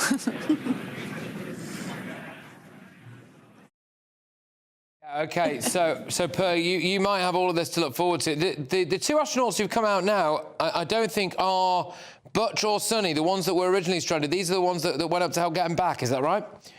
No, that's right. There was Nick, the commander, who came out first, and then the Russian cosmonaut, Alexander, who came out just now. So we still have Butch and Sunny just waiting. And obviously they've been a little bit the celebrities of this whole mission because they got stranded. But here they're going to come anytime shortly now. Anytime now. Just the emotions that they must be feeling. Or maybe they don't feel emotions, but maybe they're so well trained. You would know. What would you think they will be feeling now? No, this is emotional. It is definitely emotional. You cannot take that human element away. Imagine that, and in particular for Sonny and Butch. I mean, Sonny is 59 and Butch is early 60, 62, I believe. So, I mean, this is probably their last trip to space. I mean, who knows? Everything's possible, of course. But well, they've got their money's worth, haven't they? They've got their money's worth. 8 days turned into 9 months. Absolutely. Going for 8-9 days and turn out to 9 months and having extra luggage delivered. I mean, imagine a holiday like that. You forgot some extra clothes or whatever. It all got delivered to the door. So no, that they must be very emotional right now. It is a very big moment, and it's a completion of a very successful scientific mission. Okay, well, pause that there, because if you are just joining us live here on GB News, you are about to see the 2 astronauts who, if they weren't household names before, certainly are going to be household names now, because they have been stranded in space for 9 months. They are finally about to come out of this capsule. The 2 astronauts who went up to help get them back, they've come out first. So we've got Butch and Sunny who are about to touch down on deck. Let's just check in with NASA, see what they're saying, because I think I might be able to see a spacesuit there. So let's see what they're saying. You know, just 5 years ago when we were doing the initial demonstration missions of the Dragon for Crew Dragon, that now we're under about 30 minutes for, to retrieve the spacecraft from the water, and just several minutes here while it's been on board and to get everyone, really to get that side hatch open.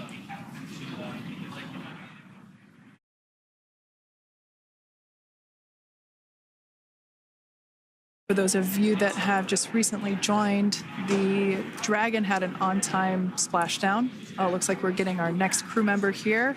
That is none other than Sunny Williams. Big smile, big waves. She, like her other crew members, now will be assisted onto the mobility aid.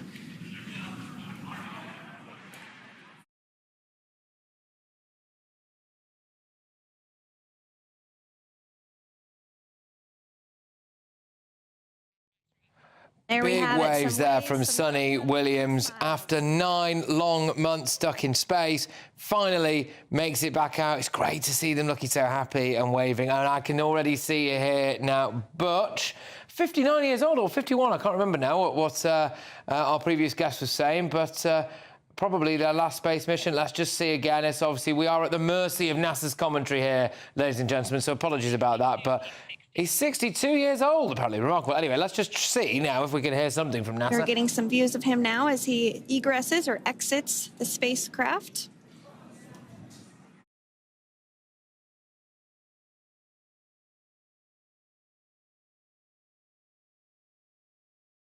All right. OK, well, I want to bring Per back in now. Now, Per, thank you very much for sticking with us there. So what will his body be feeling now, and Sunny's body as well? Are they smiling through the agony, or are they all right, do you think? They're all right, but it is a very different thing to come back to planet Earth again. First and foremost, they'll think everything is very heavy. You know, don't forget they would have lost quite a bit of their muscles. And their bones as well would have deteriorated. So they're not as strong as they were when they went up, and everything feels a lot heavier because they're used to zero gravity or microgravity. Also, what you noticed as they came out of the capsule, there were 2 people grabbing them quite quickly by each side to make sure that they don't fall. Because when you come back to Earth, you can be a little bit dizzy, because the blood and the heart hasn't really adjusted just yet to be back on planet Earth. When you're in space, you would tend to have more blood and fluid in the upper part of the body because the gravity is not pulling you down. The heart adjusts to that in terms of the heartbeat. And when you come back to Earth, you need to readjust back again. And that doesn't happen overnight. In fact, it easily takes some days and weeks to adjust to that, and therefore you got to grab them. Dude, being honest with me now, being honest with me and my viewers and my listeners, you are conceivably going up to space quite soon. Does this not make you a little bit scared? The idea that these 2 have been stuck there for 9 months. It makes me very excited, and I'll challenge you to find one single astronaut who will be disappointed to be stuck longer in space than originally anticipated. Astronauts want to be in space. That's what we're there for. We want to be there longer. So they're big smiles, and they happen to contribute a lot extra to the mission in terms of the scientific experiments that they did up there. So no, astronauts want to be in space. They have no complaints to file when they come back to Houston. I will never cease to be amazed by the feat of human engineering that can bring any living being out of this world, keep them there for a bit and bring them back with the unbelievable element of precision of being able to time pretty much to the second and to the centimetre where they are going to land them back to. We saw unbelievable images of that capsule even being surrounded by dolphins and other human beings in wetsuits climbing on it, hosing it down, getting it through. I honestly just think this is one of the most amazing things I have ever seen. It is just unbelievable how far human beings have come. And just think about this as well, Per. You know, there's old footage that you saw about the Apollo missions, that kind of gallery that we're looking at there, that nerve centre, you know, used to be a lot of blokes in waistcoats smoking cigars, didn't it? The game's changed a bit, I think. Well, the cigars certainly have gone away. It's smoking free now. But there's a little bit the same excitement as we saw during the Apollo era. I mean, when you watch these old movies, Apollo 13 or some of the other documentaries about the Apollo era, there was this enormous excitement. The world was tuned in. I mean, now with private space delivering a big part of the mission here, so a private company, SpaceX, safely delivering this crew back to planet Earth, there's the same excitement around it. And there's so much more going on, much more capital coming in, much more innovation going on, lots more testing. I mean, the Falcon rocket flew 134 times last year. and landed back on planet Earth safely. You make a great point. Can I just say, I think you make an unbelievable point, which is when there was those initial Apollo missions and there was that era there, it was groundbreaking. It was being beamed into everyone's houses. And then, amazingly, as the later Apollo missions went on, I think they didn't even really show them that much on television. It's almost like people had got used to it. After we landed on the moon the first couple of times, people kind of got used to it. But it feels to me, Bill, like we're about to enter another really exciting box office era of space exploration. There's talk of Mars, isn't there? Are you in line to go to Mars? Mars is the bigger commitment, both time-wise and also in terms of technology. We don't have the technology today, except sending probes up there. And also just in terms of the time commitment, it takes 8 months one way to go to Mars. So it's a big time commitment. But let's see. And obviously, humankind always wants to keep pushing the boundaries, going further out and further away. So yes, we've been to the moon. So Mars is the obvious next target. And Elon famously, from SpaceX, famously have said that he wants to die on Mars, just not on impact, mind you. So that is his famous quote. But going back to the Apollo area, I would say these are our heroes. And let's not forget, when the Apollo 11 mission took off, I mean, we were not ready. I mean, they were really under serious pressure in the competition against the Russians. And to be honest, it was touch and go. And the guys who went on these first Apollo missions, including Apollo 11 specifically, they really took an enormous gamble, and they are truly, truly our heroes. Buzz Aldrin, who was up there with Neil, is a friend of mine, and we've spent a lot of time together. And I have the utmost admiration for the risk he took on board, as well as the others. I've done zero-G flights together with Charlie Duke, Apollo 11. An amazing character, and by the way, he was Capcom on 11, so he's seen it all, both from the seat in Houston and as well as from space. He was one of the 12 moonwalkers. Absolutely amazing characters, the right stuff, as you would have it from the books, and they are our big heroes, to be perfectly honest. But I like this excitement about space and this passion that's coming back, the interest, and that in turn is going to drive innovation going forward. Okay, now I promised my producers that I wouldn't do this, but I have now basically been broadcasting live about space for the last 2 hours, and I haven't mentioned aliens once. Okay, do you think we're alone? It's a fair point, and it's a funny and a fair question, to be honest. And I'm personally a little bit skeptical until proven. I've seen it.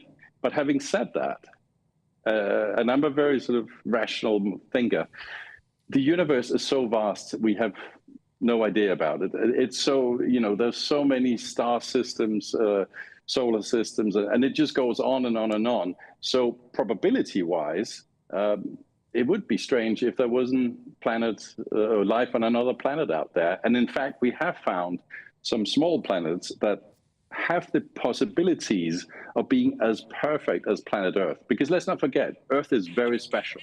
It has the right temperatures. It's not too cold. It's not too hot.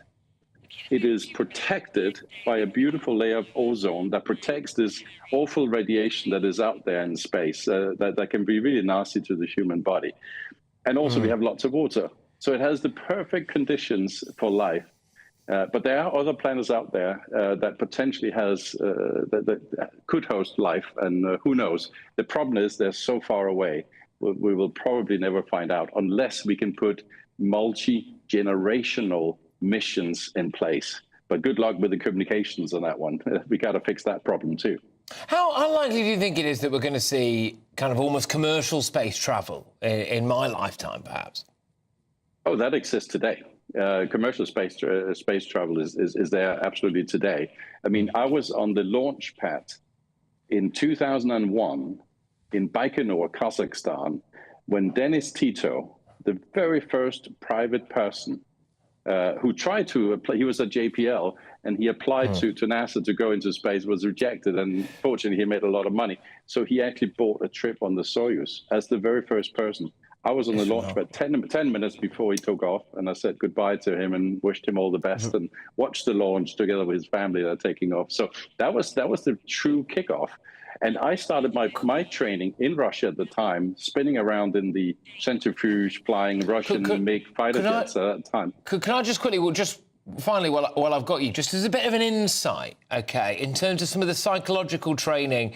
So these people obviously have been prepared, presumably, to be stranded there pretty much indefinitely. What tactics do they teach you to deal with the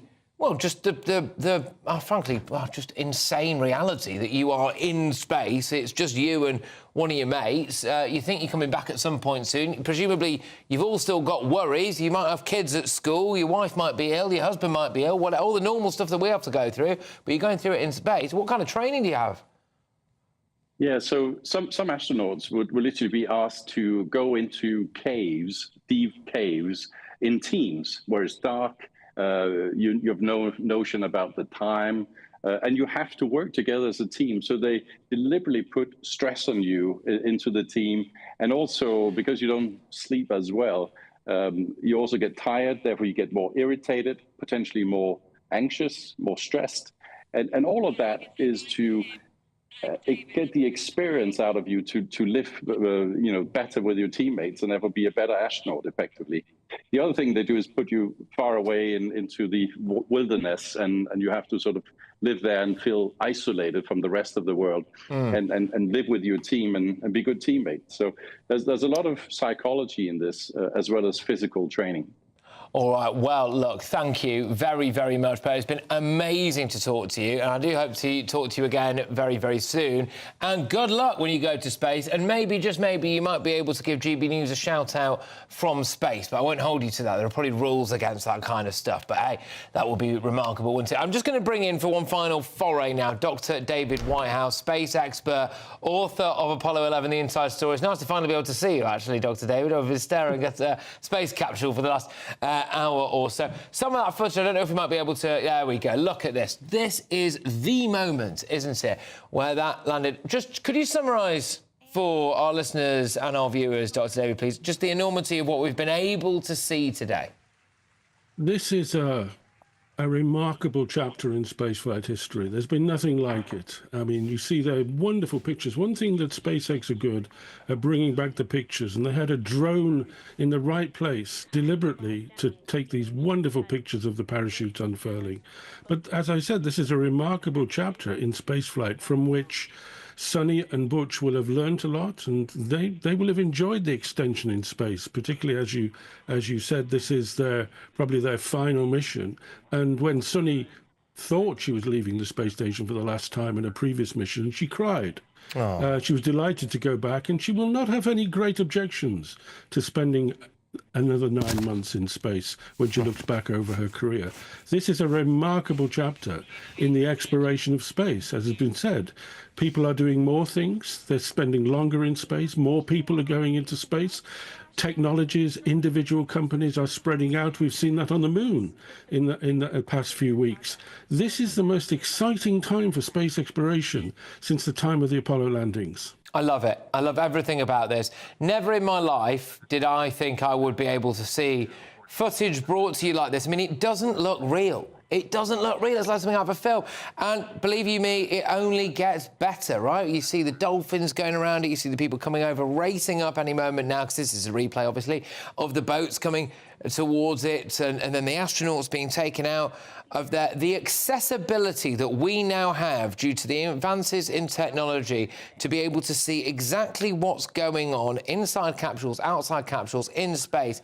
We are living through incredibly special times. And Dr. David, it feels like now, for the first time publicly anyway, for possibly a couple of decades, we've got the real political will to push the boundaries of space exploration again. And goodness gracious me, I am here for it. Well, certainly, Trump in his first term told NASA to get a move on to go back and put people on the moon. That has stalled somewhat, and Trump and Musk are now replanning perhaps to pivot, going to the moon certainly, but also saying they want to seriously go on to Mars. Do you realize that the first person to walk on Mars is probably in their teens or their early 20s as we speak, and is engaging in a career of engineering or science? They're among us. The Martians are here. We just have to wait and see this wonderful story unfold. Oh, Dr. David, thank you very, very much. Dr. David Whitehouse, space expert, author of Apollo 11, The Inside Story.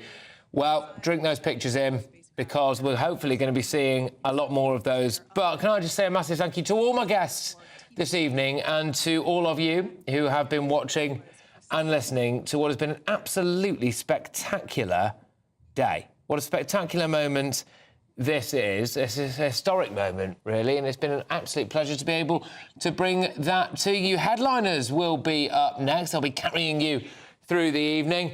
Wow, honestly, it's not very often that I am speechless, but for people who've been battling through the last couple of hours with me, you'll be pleased to know I now am. So I will see you tomorrow at 9 p.m.